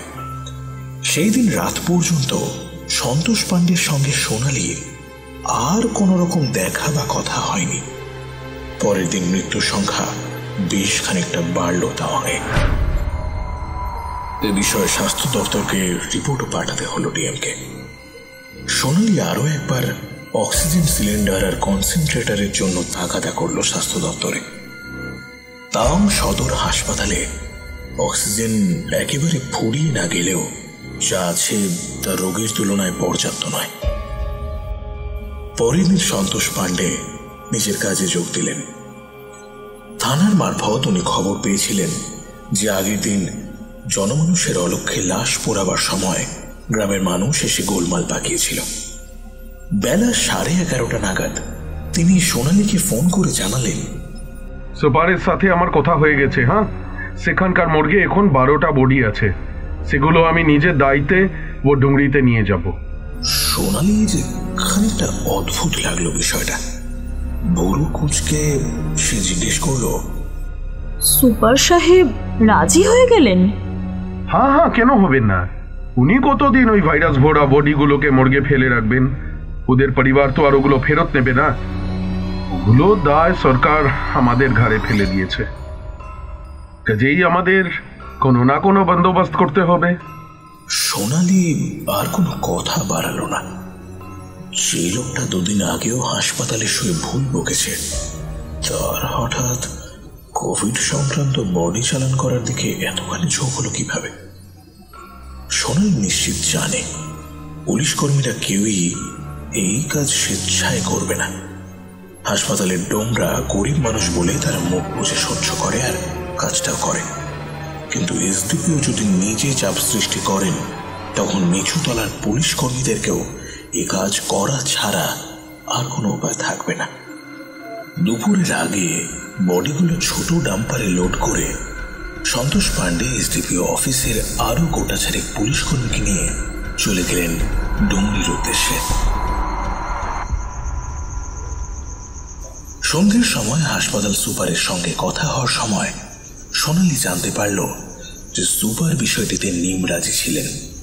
তিনি কখনোই সন্তোষ পাণ্ডেকে বলেননি যে পুলিশ যেন নিজের দায়িত্বে এই লাশগুলিকে ডুংরিতে পৌঁছে দিয়ে আসেন। উল্টে সন্তোষ পাণ্ডে নাকি বারবার তার উপর চাপ সৃষ্টি করছিলেন এই কথা বলে যে লাশগুলো এখানে পড়ে থাকলে হাসপাতালে বাকি পেশেন্টদের সংক্রমণের সম্ভাবনা আরো বেড়ে যাবে। সমগ্র ব্যাপারটা হঠাৎ করে কেমন যেন ঘোলাটে লাগতে আরম্ভ করলো সোনালীর কাছে। আজকাল কেন যেন তার রাতে একা থাকতে হলেও কেমন একটা গা শিরশির করে। সারাদিনই মৃত্যু উপত্যকায় নিজের জীবনের পলকা রাশি আঁকড়ে পড়ে থাকা ফ্রন্টলাইন ওয়ার্কারদের দায়িত্বের দোহাই দিয়ে নিজের জীবনকে রোজ রোজ বিপদে ফেলা, এসব যেন তার শরীর মনের ওপর এক অবসন্ন প্রভাব ফেলতে আরম্ভ করেছে। বহুদিন পর আজ রাতে তার বাবার সঙ্গে অনেকটা সময় কথা হলো। মনটা একেবারেই ভালো ছিল না। একটা চাপা উদ্বেগে বুকের ভেতরটা খচখচ করছিল। দুশ্চিন্তাগুলো যে ঠিক কি নিয়ে সেটা অনেক চেষ্টা করেও কিছুতেই বুঝতে পারল না সে। কিন্তু তা সত্ত্বেও অস্বস্তিটা যেন কিছুতেই অস্বীকার করা যাচ্ছে না। তার বাবা সে ব্যাপারটা বুঝতে পেরেই বোধ হয় তাকে ফোনে বলেছিলেন, হ্যালো, হ্যাঁ বলছি এখন ছুটি পাবি? আচ্ছা, কয়েকটা দিনের জন্য একটু বাড়ি আসতে পারবি? না, এই অবস্থায় ছুটি পেলেও তা নেওয়াটা উচিত নয়। তুই তো গাড়ি পাস, না হয় একটা দিন ঘুরেই যা না গুয়াহাটি থেকে। তোর মনটাও একটু ভালো লাগবে আর আমিও একটু আশ্বস্ত হব। সে থেমে উল্টো দিকের পাহাড়ের অন্ধকারে মিশে থাকা কুয়াশার আস্তরণের দিকে তাকিয়ে বলেছিল, এখানে মৃতের সংখ্যা প্রতিদিন বাড়ছে বাবা। হাসপাতালে পর্যাপ্ত অক্সিজেনও নেই। এমনকি আমরা যারা দায়িত্বে আছি তারাও ঈশ্বরের ভরসায় সব ছেড়ে দিয়ে বসে আছি। ওর বাবা এর বেশি আর কিছুই বললেন না। তিনি জানেন মেয়ে জীবন স্বেচ্ছায় চয়ন করেছে। যখন গোটা পৃথিবী বেঁচে থাকার লড়াই লড়ে চলেছে, তখন ময়দান থেকে তার লড়াকু মেয়েকে পিছিয়ে আসতে বলা মানে তার সাহস ভেঙে দেওয়া। খানিকটা উদ্বেগ আর অনেকটা গর্ব নিয়ে তিনি ফোন রাখলেন।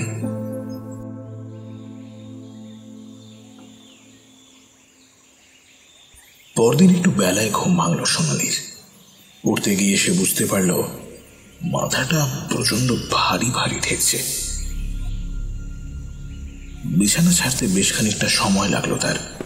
বেসিনের ধারে গিয়ে ব্রাশ করতে করতে নাকের কাছে নিয়ে গিয়ে একবার শুঁকে দেখল, না, যা ভয় পাচ্ছে তা নয়।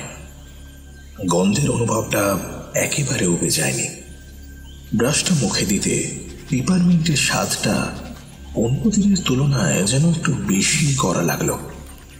হাত মুখ ধুয়ে রান্নাঘরের দিকে যেতে দরজায় কড়া নাড়ল ড্রাইভার। সে খবর দিল যে বাইরে থানার ওসি সাহেব এসেছেন দেখা করতে। সোনালি একবার তাকে ঘরে ঢুকিয়ে বসতে বলার কথা বলতে গিয়েও বলল না, সময় ভালো নয়। শিষ্টাচারের থেকে সাবধানতা অবলম্বন করাই বুদ্ধিমানের কাজ হবে। রাতে পরার টি শার্ট আর পাজামার ওপরে চাদরটা জড়িয়ে নিয়ে বারান্দায় এসে দাঁড়াতেই সে বুঝতে পারল ওসি সাহেবের এতটা উদ্বিগ্ন মুখ সে এর আগে কখনো দেখেনি। ভদ্রলোকের নাম মুকুট এরিং, বুদ্ধিমান চটপটে লোক। সোনালি যখনই তার থেকে সাহায্য চেয়েছে তখনই তিনি সম্পূর্ণ উৎসাহ নিয়ে তাকে সমস্ত রকম ভাবে সাহায্য করতে উদ্যত হয়েছেন। পরশু রাতেও উদ্দাম জনতাকে সামাল দিতে তিনি ফোর্স পাঠিয়েছিলেন। কি ব্যাপার ওসি সাহেব, সকাল সকাল একেবারে বাংলোতে এসেছেন যে? ওসি সাহেব একটু ইতস্তত করে বললেন, মানে ম্যাডাম, কাল রাতে এসডিপিও সাহেব তার দল নিয়ে ফেরেননি। ফেরেননি মানে? আজ সকালে ডুংরি থেকে প্রায় 1.5 কিলোমিটার নিচে নেমে ফোনের নেটওয়ার্ক পেয়ে একজন কনস্টেবল ফোন করে আমাকে জানায় যে কাল দুপুরবেলা এসডিপিও সাহেব 3 জন কনস্টেবল নিয়ে একটা গাড়িতে 12টা বডি চাপিয়ে ডুংরির উদ্দেশ্যে রওনা দেয়।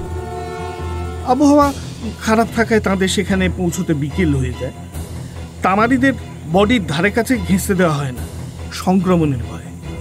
তাদের কথা অনুযায়ী বাকি সিপাহীদের সঙ্গে এসডিপিও সাহেব নিজেই বডিগুলোকে ধরে গুহার ভেতর ঢোকাচ্ছিলেন।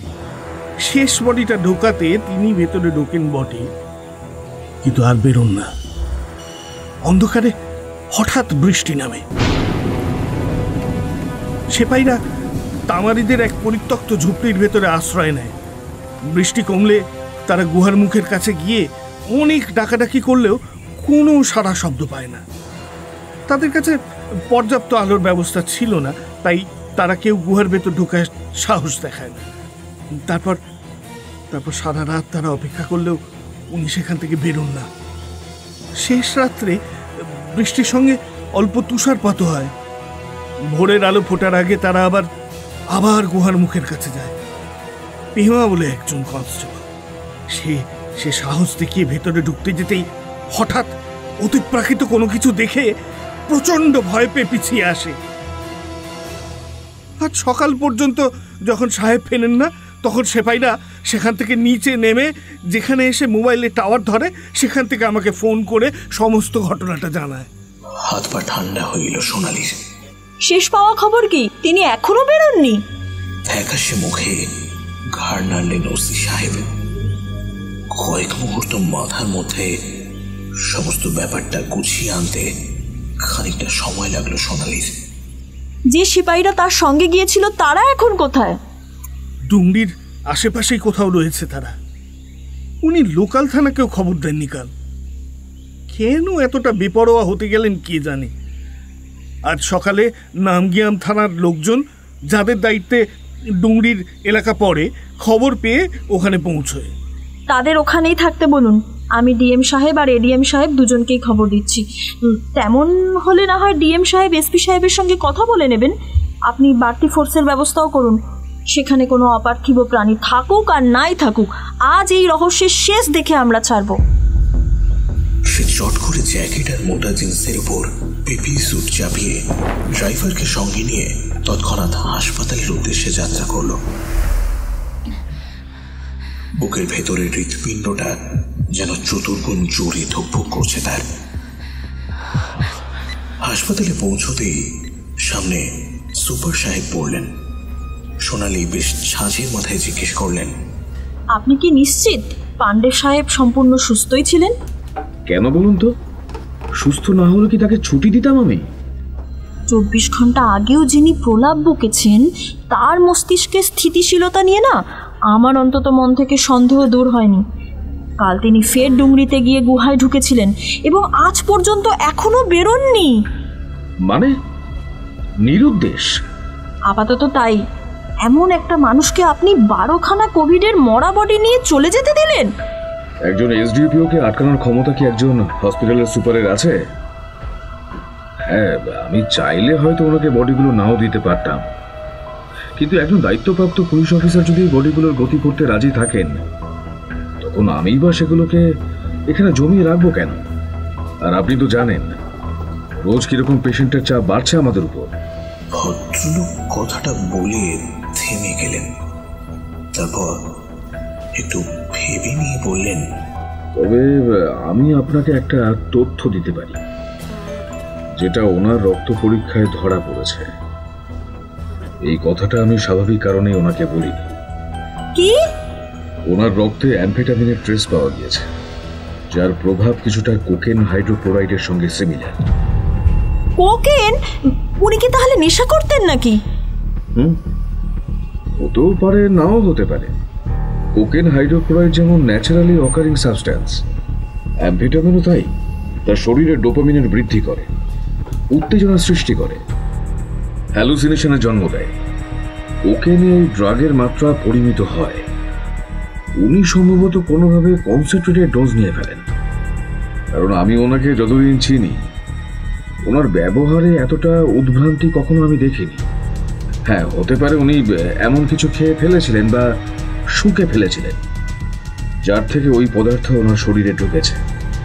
সোনালির সর্বাঙ্গের রক্তের চলাচল দ্রুত গতিতে হতে লাগলো। অনেক অঙ্ক মাথার আনাচে কানাচে মিলে যেতে লাগলো। আচ্ছা, এই পদার্থটি কি অ্যাডিকটিভ? প্রচন্ডভাবে।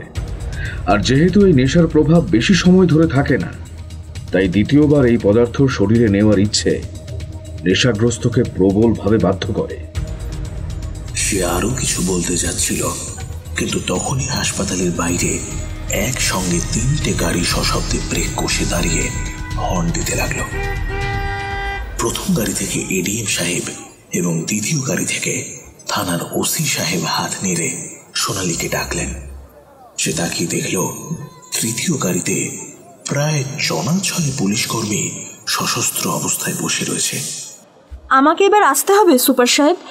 অনেক ধন্যবাদ এই তথ্যগুলি দেওয়ার জন্য। জানি না পান্ডে সাহেব এখন কি অবস্থায় আছেন, শুধু প্রার্থনা করুন যেন খুব দেরি না হয়ে গিয়ে থাকে। সুপার সাহেবের থেকে বিদায় নিয়ে সোনালী এডিএম সাহেবের গাড়িতে উঠে পড়ল আর নিজের গাড়িটাকে বাংলোয় ফিরে যেতে বলল। তবে কি ওই গুহায় কিছু একটা খেয়েছেন উনি? কি বলছেন? বা শুকেছেন? মাস্ক আমাদের তো সবার নাকে মাস্ক পরা ছিল, এমনকি তালেবেরও ছিল। শুধু উনি মাস্ক খুলে ফেলেছে। এডিএম সাহেব সোনালীর কথা বিন্দু মাত্র না বুঝতে পেরে আকাশ পাতাল ভাবতে লাগলেন। গাড়ি যখন ডুংরিতে পৌঁছল তখন সূর্য ঢলে গিয়েছে পশ্চিমে। বিকেল না হলেও পশ্চিমের পাহাড়ের দেওয়াল থাকায় আলো দুপুরের তুলনায় অনেকটাই কম। গাড়ি থেকে নামতেই সোনালী বুঝতে পারল দক্ষিণের মেঘের টুকরোটা বাড়তে বাড়তে ধীরে ধীরে গোটা আকাশ ছেয়ে ফেলছে। মৃতদেহ আনার ডালা গাড়িটা ফিরে গেলেও এসডিপিও অফিসের বোলেরোটা একপাশে দাঁড়িয়েছিল। তার আশেপাশেই ইতস্তত মুখ কালি করে দাঁড়িয়েছিলেন এসডিপিও সাহেবের সঙ্গে আগের দিনের আসা সেই পুলিশ কর্মীরা। তাদের মুখের দিকে চেয়ে করুণা হলো সোনালীর। শরীর ঢকলে ঝুঁকে পড়েছে, মুখে চোখে উদ্বেগ আর আতঙ্ক। হয়তো মুখে একটা দানাও ওঠেনি কাল দুপুরের পর থেকে। কোনো খবর? ওসি সাহেব নেমে নামগিয়াম থানার ওসিকে জিজ্ঞেস করলেন। উনি ঘাড় নেড়ে বললেন, আমরা সকাল থেকে বহুবার গুহার মুখের কাছে গিয়ে ডাকাডাকি করেছি, মাঝে নিচের গ্রামে গিয়েছিলাম ফোন করতে, তাও দুজন ওপরে গুহার বাইরে ছিল। একবার মনে হলো ভেতরে ঢুকে দেখি, কিন্তু তামারিরা বারণ করলো, বলল তারা নিজেরা ভুলেও ভেতরে ঢুকে কখনো উঁকি মারে না, আর আমাদের কাছে না আলো ছিল আর না পর্যাপ্ত অস্ত্র। আমাদের সবারই পরিবার রয়েছে স্যার। আচ্ছা, পেমা বলে যিনি ভোরের বেলায় গুহার ভেতরে ঢুকতে গিয়েছিলেন, তিনি এখন কোথায়? গাড়ির পেছন থেকে রোগা লম্বা ফ্যাকাশে চেহারার এক বছর 25-এর কনস্টেবল এগিয়ে এলো। যখন উনি ভেতরে ঢুকে গেলেন আপনি ওনার সঙ্গে ছিলেন? হ্যাঁ ছিলাম। কি দেখেছিলেন? পেমা একবার তার সঙ্গের সিপাহীর দিকে তাকালো, তারপর ওসি সাহেবের মুখের দিকে কেমন ফ্যাকাশে দৃষ্টিতে চেয়ে রইল। ওসি সাহেব আশ্বাসের ভঙ্গিমায় ঘাড় নেড়ে তার কাঁধে হাত রেখে আলতো চাপ দিলেন। ছেলেটি তবুও যেন বলতে গিয়েও থেমে যাচ্ছিল বারবার। সোনালি গাড়ির ভেতর থেকে জলের বোতলটা বের করে তার হাতে দিল। ঢকঢক করে প্রায় আধ বোতল জল খেয়ে নিয়ে এক লম্বা শ্বাস নিয়ে নিজেকে গুছিয়ে নিয়ে বলতে আরম্ভ করলো পেমা।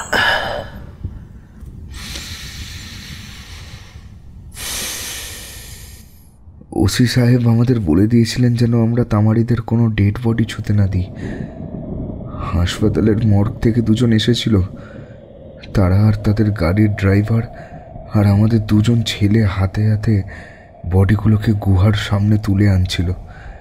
আমরা নিষেধ করার সত্ত্বেও এসডিপিও সাহেব নিজেই হঠাৎ করে হাত লাগিয়ে বডিগুলো ঠেলে গুহার ভেতরে ঢোকাতে আরম্ভ করলেন। শেষ বডিটাকে উনি পা বাঁধার দড়িটাকে ধরে টানতে টানতে নিয়ে গুহার ভেতরে অন্ধকারে ঢুকলেন। তারপর বেশ খানিকক্ষণ আমরা অপেক্ষা করলাম, উনি বেরোলেন না। তারপর বৃষ্টি নামলো। তামারিদের ঘরে আমরা ঢুকলাম না, তাদের সংক্রমণের হাত থেকে বাঁচানোর জন্য। বাইরে কাঠের একটা পরিত্যক্ত ছাউনির ভেতরে আমরা সবাই গিয়ে আশ্রয় নিই। তামারিদের কোনো এক ঘর থেকে কিছু শুকনো কাঠ দিয়ে গিয়েছিল বলে অন্তত আগুনটা জ্বালাতে পেরেছিলাম, না হলে এই ঠান্ডায় এই বৃষ্টিতে অন্ধকারে উত্তেজনায় ভয়ে আমরা জমেই যেতাম। রাতে বৃষ্টি কমলে আমরা আবার গুহার মুখে গিয়ে ডাকাডাকি করলাম, কিন্তু কোনো সাড়া পেলাম না। সারা রাতি ঝুপির ভেতরে কাটিয়ে ভোরের আলো ফোটার সঙ্গে সঙ্গে আমি নিচে গুহায় দুপা ঢুকলাম। গায়ের পিপিটা ভিজে গিয়েছিল। সেই অবস্থাতেই মোবাইলের টর্চটা জেলে এক পা দুপা করে কিছুটা ভেতরে যেতেই বুঝতে পারলাম গুহাটা ঢালু নিচের দিকে নামতে আরম্ভ করেছে। আর কিছুক্ষণ ট্রাই করলে হয়তো পা পিছলে নিচে পড়ে যাব। বুকে যতটা সাহস ধরা সম্ভব ততটা টেনে স্যারকে ডাকলাম। টর্চের আলোটা নিচে বেশ কিছুটা দূরের পথের দেওয়ালে পড়ছিল। আমার মনে হলো সেই পাথরের গায়ে ফ্যাকাশে ছত্রাক মতন জমেছে। আর এক পা এগোতেই হঠাৎ যেন উপারের দেওয়ালটা নড়ে চড়ে উঠল।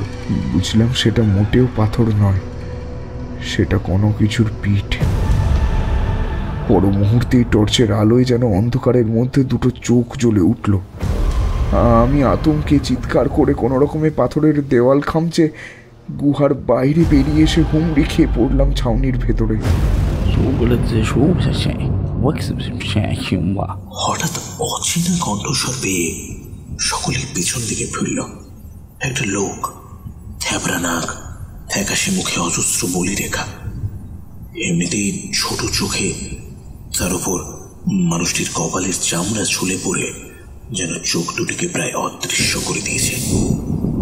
তাদের ভাষা স্থানীয় মংপা বা জংখা ভাষার থেকে আলাদা। ওসি সাহেব এগিয়ে গিয়ে তাদের সঙ্গে কিছুক্ষণ কথা বললেন।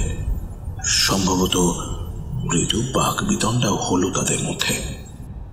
কি বলতে চায় এরা?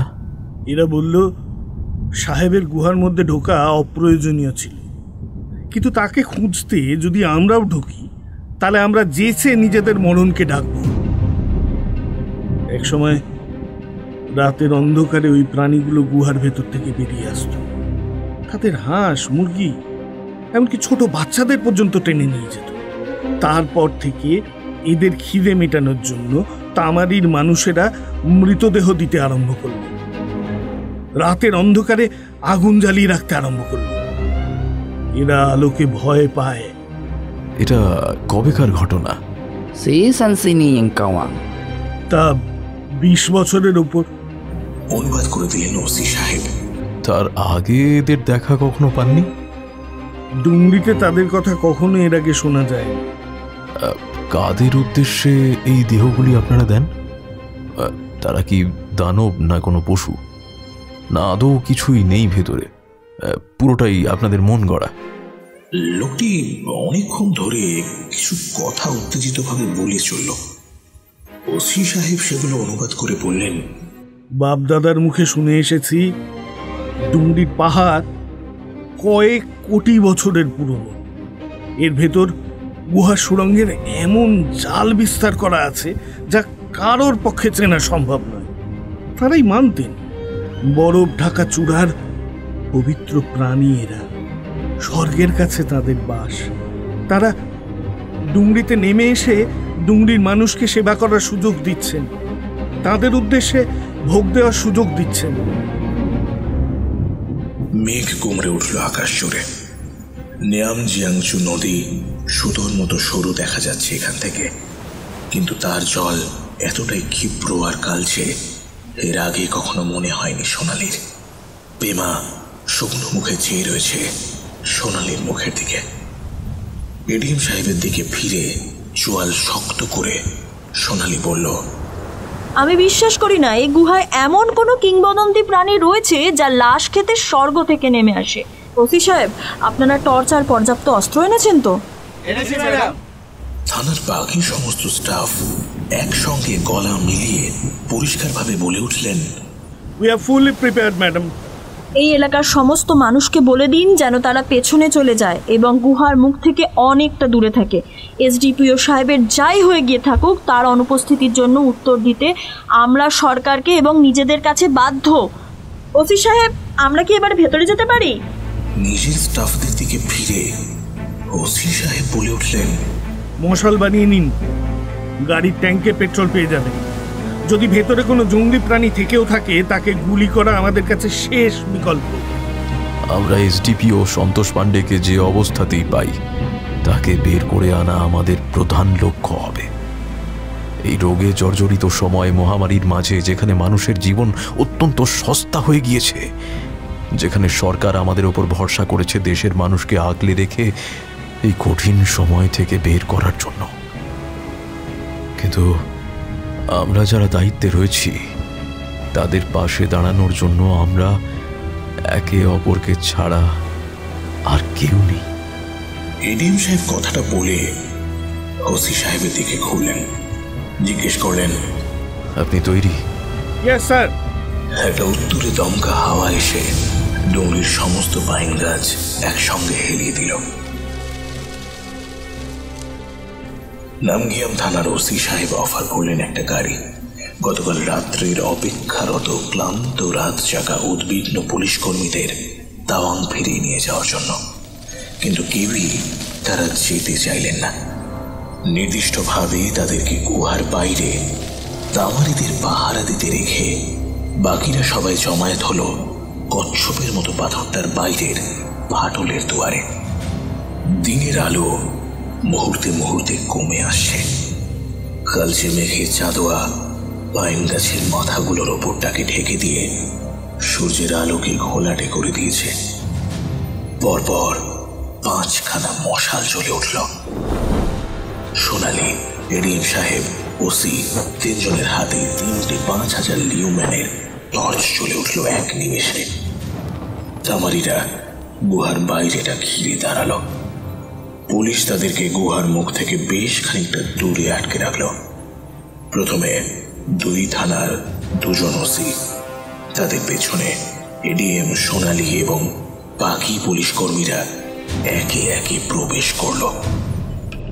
এই গুহার মুখটা অন্যান্য গুহার মতো গোলাকার নয়, অনেকটা লম্বাটে সরু একটা চওড়া ফাটলের মতো, কিন্তু তলার মেঝেটা যেন বেমানান রকমের মসৃণ। এজন্য এই মশালগুলো কিছুটা হলেও নিচে নামিয়ে সকলে এগোতে লাগলো। আর তার কারণ, গুহার দেওয়ালটা তেরছা করে মাথার উপরে উঠে গিয়েছে এবং তা উচ্চতায় অনেকটাই কম। কয়েক পা এগোতেই সোনালি বুঝতে পারল গুহার মেঝেটা ঢালু হয়ে নিচের দিকে নামতে আরম্ভ করেছে। হঠাৎ সামনে অন্ধকারের মধ্যেই একটা ভারী শব্দ হতেই সকলে একে অপরকে চিৎকার করে সাবধান করল।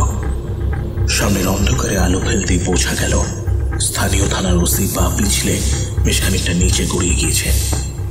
সকলে মিলে ধীরে ধীরে নিচে নেমে ওনাকে ধরাধরি করে তুলতে গিয়ে বোঝা গেল যে ওনার চোট খুব একটা গুরুতর নয়, তবে খসা খেয়ে বাঁধে পাঞ্জা বেশ কিছুটা ছড়ে গিয়েছে।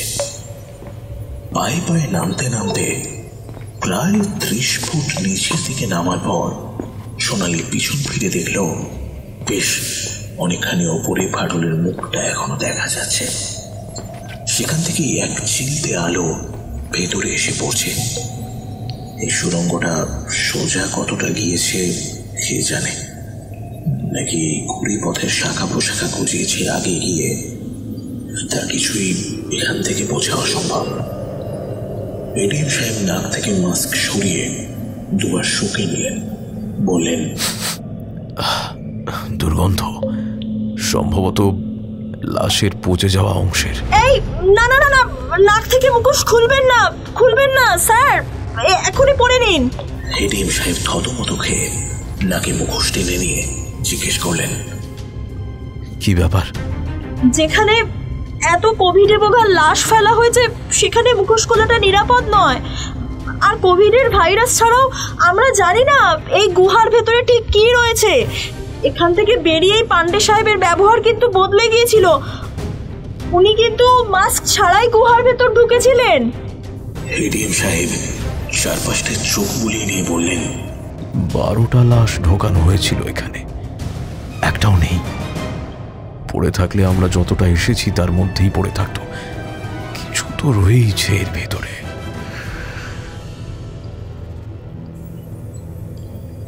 গুহার নিচের ঢালটা যেন ধীরে ধীরে সমতল হয়ে অনেকটা ভেতর পর্যন্ত গিয়েছে। পায়ের তলার পাথর একেবারে মসৃণ না হলেও ভাঙা কাঁকর পাথরের টুকরো প্রায় নেই বললেই চলে। গুহার ভেতরের পথ এতটা সুগম সাধারণত হয় না, এক যদি না সেখান দিয়ে নিয়মিত যাতায়াত করা হয়। হঠাৎ একটা প্রচন্ড শব্দে পুরো গুহার ভেতরটা কেঁপে উঠল। সবাই মুহূর্তে আশেপাশের দেওয়াল ধরে থমকে দাঁড়িয়ে পড়ল। কোনো বাজ পড়ার আওয়াজ কি? সম্ভবত পাহাড়ের মাথা বরাবর প্রচন্ড শব্দে কোনো বাজ পড়েছে।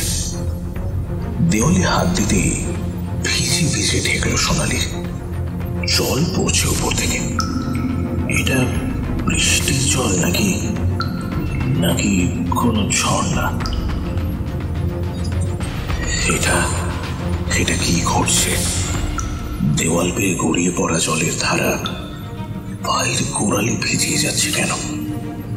আলোর ঝলকানি গুহার মেঝের মধ্যে ফেলতেই মুহূর্তে থমকে গেল সকলে। জল ঢুকছে গুহায়। এ কি পাহাড়ের পাথরে খাঁজে ফাটল আছে নাকি? এই গুহা সোজা ভেতরে কতখানি গেছে তা কারো জানা নেই। যদি গুহা জলে ভরতে শুরু করে তাহলে তো কেলেঙ্কারি কাণ্ড। এতগুলো মানুষ দম আটকে ছটফট করতে করতে মারা যাবে। না না, এর মধ্যে সামনে থেকে হঠাৎ স্থানীয় ওসির চিৎকার শুনতে পাওয়া গেল, সাবধান, সামনে জল! গুহার ভেতর জল সামনের দিকে ভরে গিয়েছে। বাইরের বৃষ্টি কি অনেকক্ষণ ধরে হচ্ছে, কিন্তু কই, তারা ভেতরে এসেছে তো বেশি সময় হয়নি।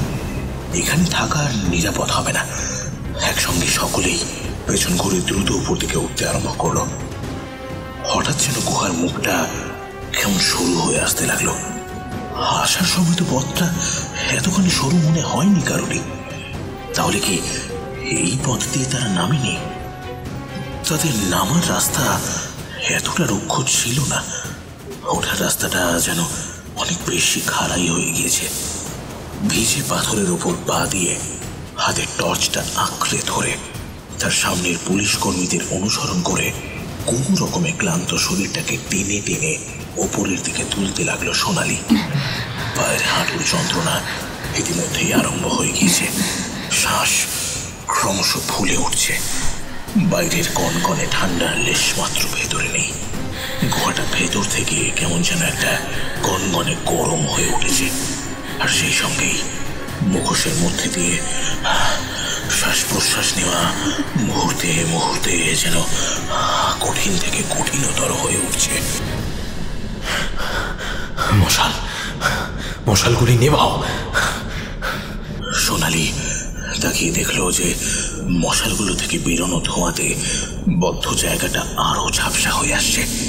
হ্যাঁ, সত্যি তো, ভেতরে ঢোকার সময় গুহাটা তো এতখানি সংকীর্ণ মনে হয়নি। এতক্ষণে তো উপরের দিকে গুহার মুখের আলো দেখতে পাওয়া উচিত ছিল। তবে কি সন্ধ্যা হয়ে এসেছে, নাকি তারা সত্যি পথ ভুল করে অন্য কোনো সুড়ঙ্গের ভেতর প্রবেশ করেছে? এটা ভাবতেই সোনালির বুক কেঁপে উঠল। তারা যদি এখানে আটকে পড়ে তাহলে বাইরের লোক তাদের খুঁজে পাবে কেমন করে? মশালের আগুনে সুড়ঙ্গের ভেতরের অক্সিজেন একসময় ধীরে ধীরে শেষ হয়ে আসবে। না, এ সমস্ত ভাবতেই হাত পা ঠান্ডা হয়ে আসতে লাগলো সোনালির। তবে কি এতগুলো মানুষ আটকে পড়ে এই গুহার কোনো ধাঁধাতেই শেষ হয়ে যাবে? আচ্ছা, সন্তোষ পাণ্ডের সঙ্গেও কি এমন কিছু ঘটেছিল?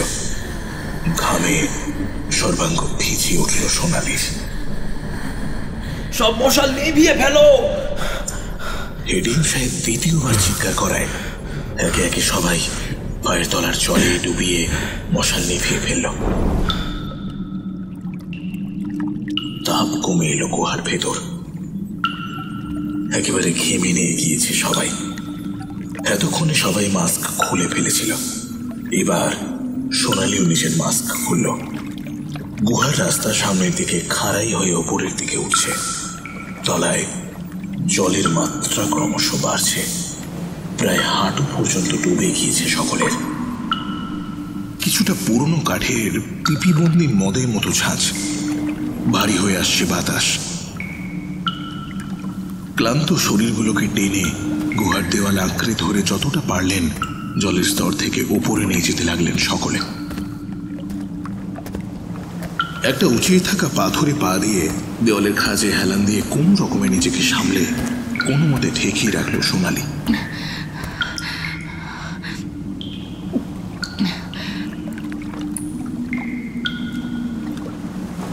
বদ্ধ গুহায় হঠাৎ সকলের সাহস যেন ধীরে ধীরে বাষ্পের মতো উধাও হয়ে যেতে লাগলো। সকলের চোখে মুখে এক আতঙ্ক। শরীর ভিজে যাচ্ছে ঘামে। টর্চের আলো আপাতত দৃশ্যমান করে রেখেছে গুহার ভেতরটা, কিন্তু এই কথা হয়তো এতক্ষণে সবার মস্তিষ্কে একবার হলেও উঁকে মেরেছে যে এই টর্চের আয়ু সীমিত সময় পর্যন্ত।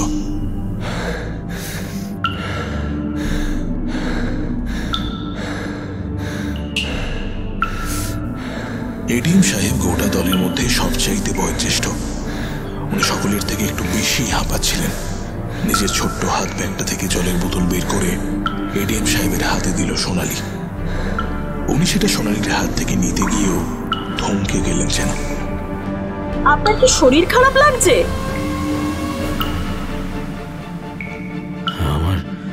আমার বাবার খাদ্যনালীতে ক্যান্সার ছিল। দেখো তো আমার মুখের ভেতরটা। আপনার মুখের ভেতর মানে? ভদ্রলোক কোনো উত্তর না দিয়ে সেইভাবে স্থির হয়ে দাঁড়িয়ে খুব খুব শব্দে দুবার কাশলেন।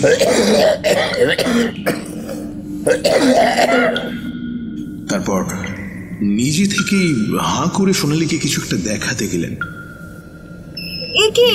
এ কি করছেন আপনি? হঠাৎ করেই সোনালির মাথাটা প্রচন্ড জোরে ঘুরে যায়। আচমকা প্রেশার ফল করলে যেমনটা হয়, নাকে একটা মুহূর্তের জ্বালার অনুভূতি হয়ে থেমে যায় সেটা। পর মুহূর্তে যেন তার মনে হতে লাগলো তার পা দুটো যেন দুর্বল লাগছে, যেন গোটা শরীরের ওজন বহন করার মতো জোর তার পা দুটির আর নেই। হাঁটু ভাঁজ করে পাথরের উপর বসে পড়ল সে। কি আরামে গুহার ভেতর, সারা শরীরে এক অদ্ভুত শান্তি অনুভব হতে লাগলো তার। মনে হলো যেন বাকি জীবনটা এখানেই কাটিয়ে দেবে। বুক ভরে একটা শ্বাস নিল সোনালি। সেই তীব্র নেশা ধরানো ইথারের গন্ধ যেন ঝিম এসে যায়, অবসন্ন হয়ে যায় তার দেহ মন। না, এটা কি হচ্ছে তার সঙ্গে?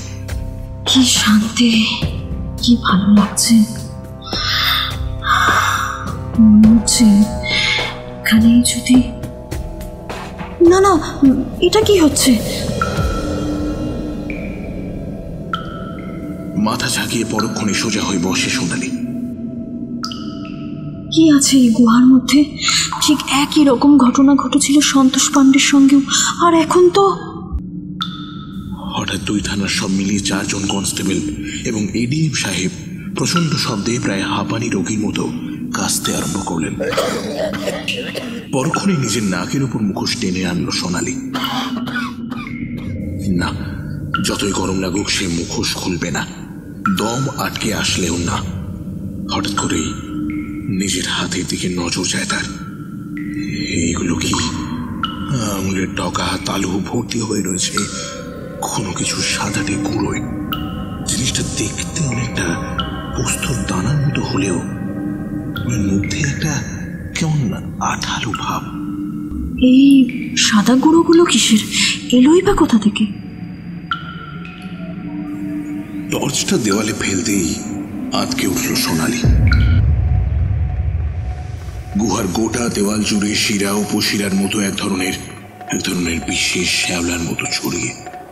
তফাৎ শুধু এটাই, এই শ্যাওলার রং সবুজ নয়, বরং ধূসর ফ্যাকাশে সাদা। যে জায়গায় সূর্যের আলো ঢোকে না সেখানকার কোনো উদ্ভিদ সবুজ রঙের হওয়াও প্রায় অসম্ভব। তবে এগুলো ঠিক উদ্ভিদ না ছত্রাক তা বুঝে উঠতে পারল না সোনালি। এই ছত্রাকের রেণু কি তাহলে তার হাত থেকে নাকে এসে ঢুকেছে এবং তার এবং বাকিদের প্রত্যেকের সাথে এই একই ঘটনা ঘটেছে, আর তা থেকেই এমন নেশা ধরানো গন্ধ আর আচমকা ব্যবহারের পরিবর্তন। পেটের ভেতরটা গুলিয়ে উঠল সোনালির। মনে হয় যেন তার নাড়ি ভুঁড়ি সমস্ত একসঙ্গে কেউ মুচড়াচ্ছে। পেট যেন হঠাৎ খালি হয়ে গিয়েছে তার। এখনই খাদ্য লাগবে, যা হোক তাই খেতে হবে তাকে, না হলে কেমন যেন দম বন্ধ হয়ে আসছে।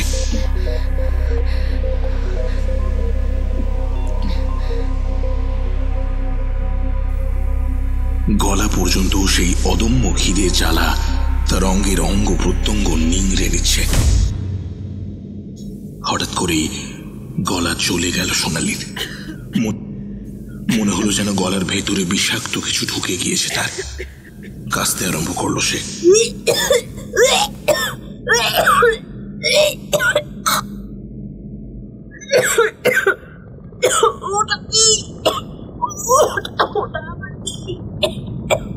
প্রত্যেক কাশির দমকে যেন ফুসফুস ফাটিয়ে দেওয়ার মতো যন্ত্রণা হতে লাগলো তার।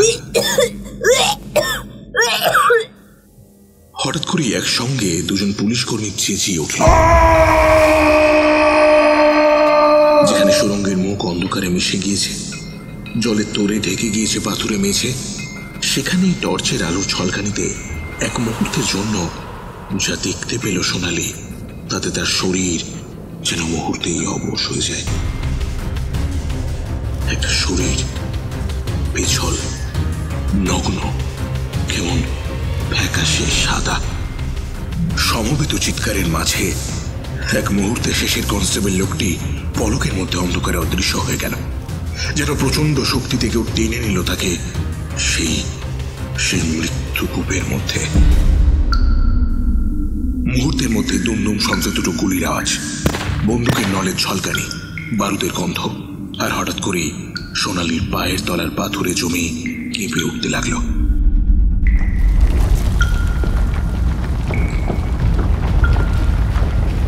একসঙ্গে কয়েক টন পাথর যেন গড়িয়ে এলো ঢালের ওপর থেকে। মুহূর্তেই একরাশ জল আর পাথরের চাপে শুকনো কাঠের মতো এতগুলো মানুষ ছিটকে বেরিয়ে গেল সুড়ঙ্গের অন্ধকার গর্ভের দিকে। অন্ধকারে সোনালির কপালের পাশে প্রচন্ড জোরে কিসে যেন আঘাত লাগলো। এক রাশ নোংরা জল ঢুকে গেল তার চোখে মুখে।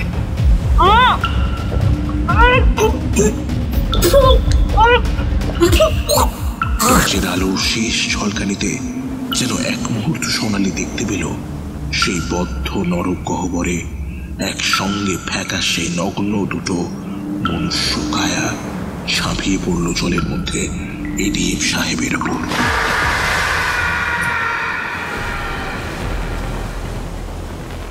চিৎকার, আর্তনাদ আর দম বন্ধ হয়ে আসা আতঙ্কের মধ্যে জলের ভেতর পিছলে সোনালির মনে হলো যেন এই অন্ধকূপের পাথরে দেওয়ালের মধ্যেই কোনো গুপ্ত ফাটল দিয়ে জলের তোরে ভেসে ভেসে অনেকটা নিচে গড়িয়ে পড়ল সে।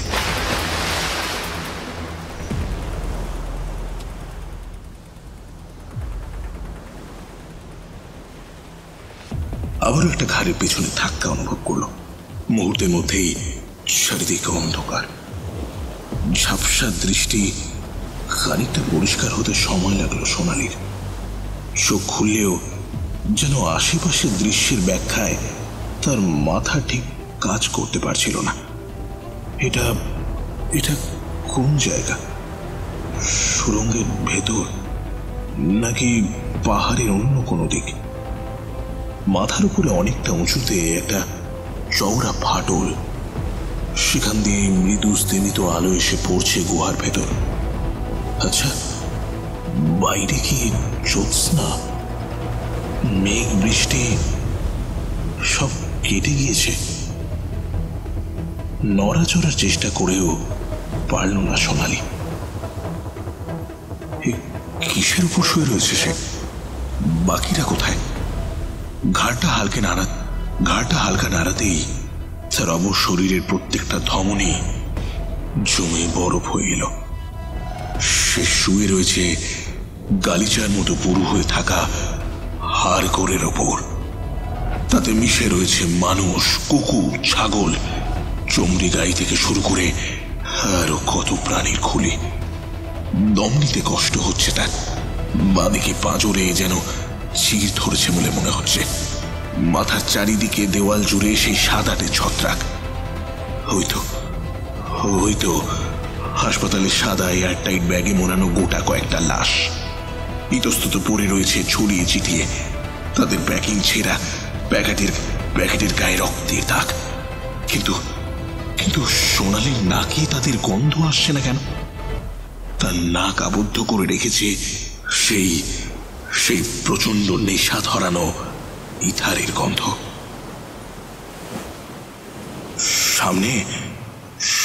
সামনে ওটা কি?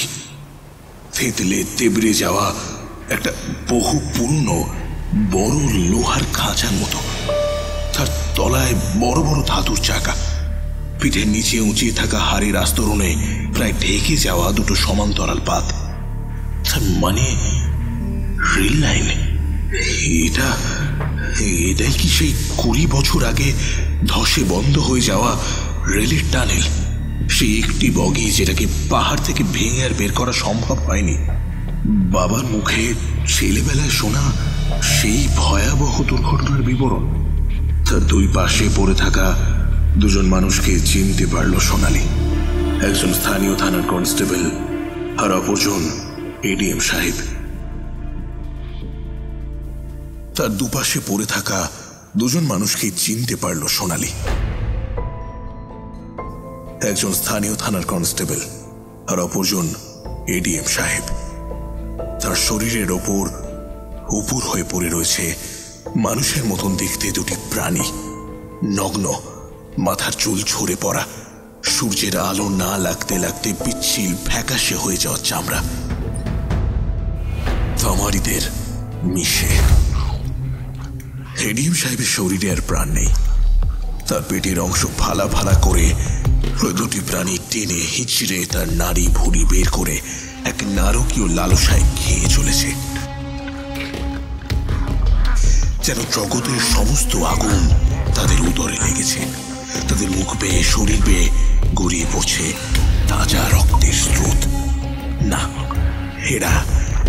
এরা মোটেও ইয়েতি নয়। এরা টানেলে আটকে যাওয়া সেই হতভাগ্য ট্রেনের শেষ দুই যাত্রী। এই মাদক ছত্রাকের রেণু যাদের মধ্যে এনেছে এক পৈশাচিক পরিবর্তন। সমস্ত মনুষ্য চেতনা লোপ পাইয়ে রাক্ষসে পরিণত করেছে তাদের।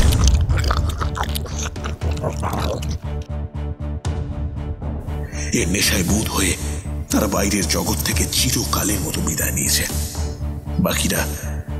বাকিরা হয় এতদিনে নিজেরাই মরেছে, নয়তোবা এই পৈশাচিক খিদে মেটাতে গিয়েই একে অপরকে মেরে খেতে খেতে এরা দুজনেই শেষ রয়ে গিয়েছে। সুরঙ্গে বাকিরা কোথায় তা কে জানে, হয়তো তারা সেখানেই আটকে গিয়েছে, বা এতক্ষণে জল বেড়ে হয়তো গ্রাস করে নিয়েছে তাদের প্রত্যেককে। অন্ধকারে চাঁদের আলো ঢেকে সোনালীর মুখের উপর এক লম্বা ছায়া এসে পড়ল। কোন রকমে উঠে বসল সোনালী। তার গায়ের সমস্ত ব্যথা ভুলিয়ে যেন এক ঝিমঝিমে নেশালু অনুভূতি তার শিরা উপশিরা ক্রমশ অবশ করে দিচ্ছে। তার সামনে এক বিচিত্র মূর্তি যেন কোমর বাঁকিয়ে প্রায় সরীসৃপের মতো অনেকটা আধশোয়া অবস্থায় এসে থমকে গিয়েছে। তার গায়ের ওই রক্ত মাখা ছেঁড়া উর্দিটা দেখে চিনতে কষ্ট হয় না সোনালীর। উর্দির ভেতরে মানুষটা এই নরকেই থাকতে থাকতে যেন এই 1.5 দিনেই অমানুষে পরিবর্তন হয়েছে। বুকের ছিঁড়ে আসা ব্যাজটায় চাঁদের আলোয় চকচক করছে অক্ষরগুলো। তাতে স্পষ্ট দেখা যাচ্ছে সন্তোষ কুমার পাণ্ডে। মুখ দিয়ে লালা ঝরছে সন্তোষ পাণ্ডের। গলার শিরাগুলো ঠেলে ফুলে উঠেছে। তার চোখের দৃষ্টি কেমন হিংস্র, শার্দুলের মতো। লোলুপ দৃষ্টিতে সোনালীর দিকে চেয়ে রয়েছে সেই নরপশু, আর তার পাশেই পড়ে রয়েছে একজন কনস্টেবলের অচৈতন্য দেহ। এই দৃশ্য দেখে পেট গলিয়ে ওঠে সোনালীর।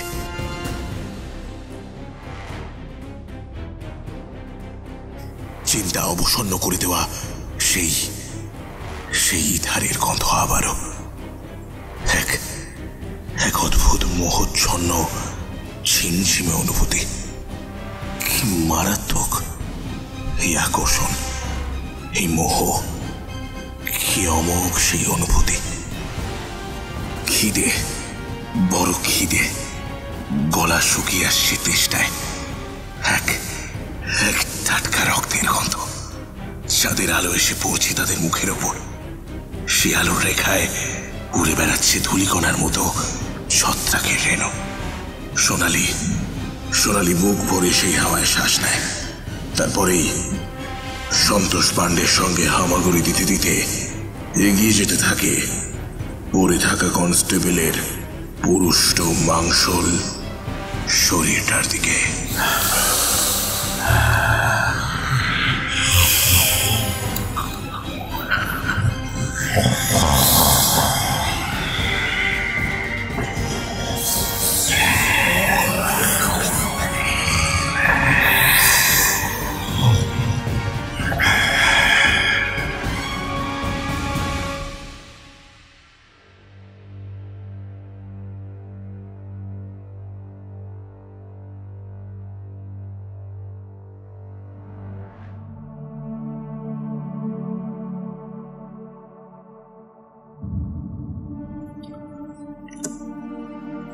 শুনছিলেন গল্প ডুংরির ইয়েতি।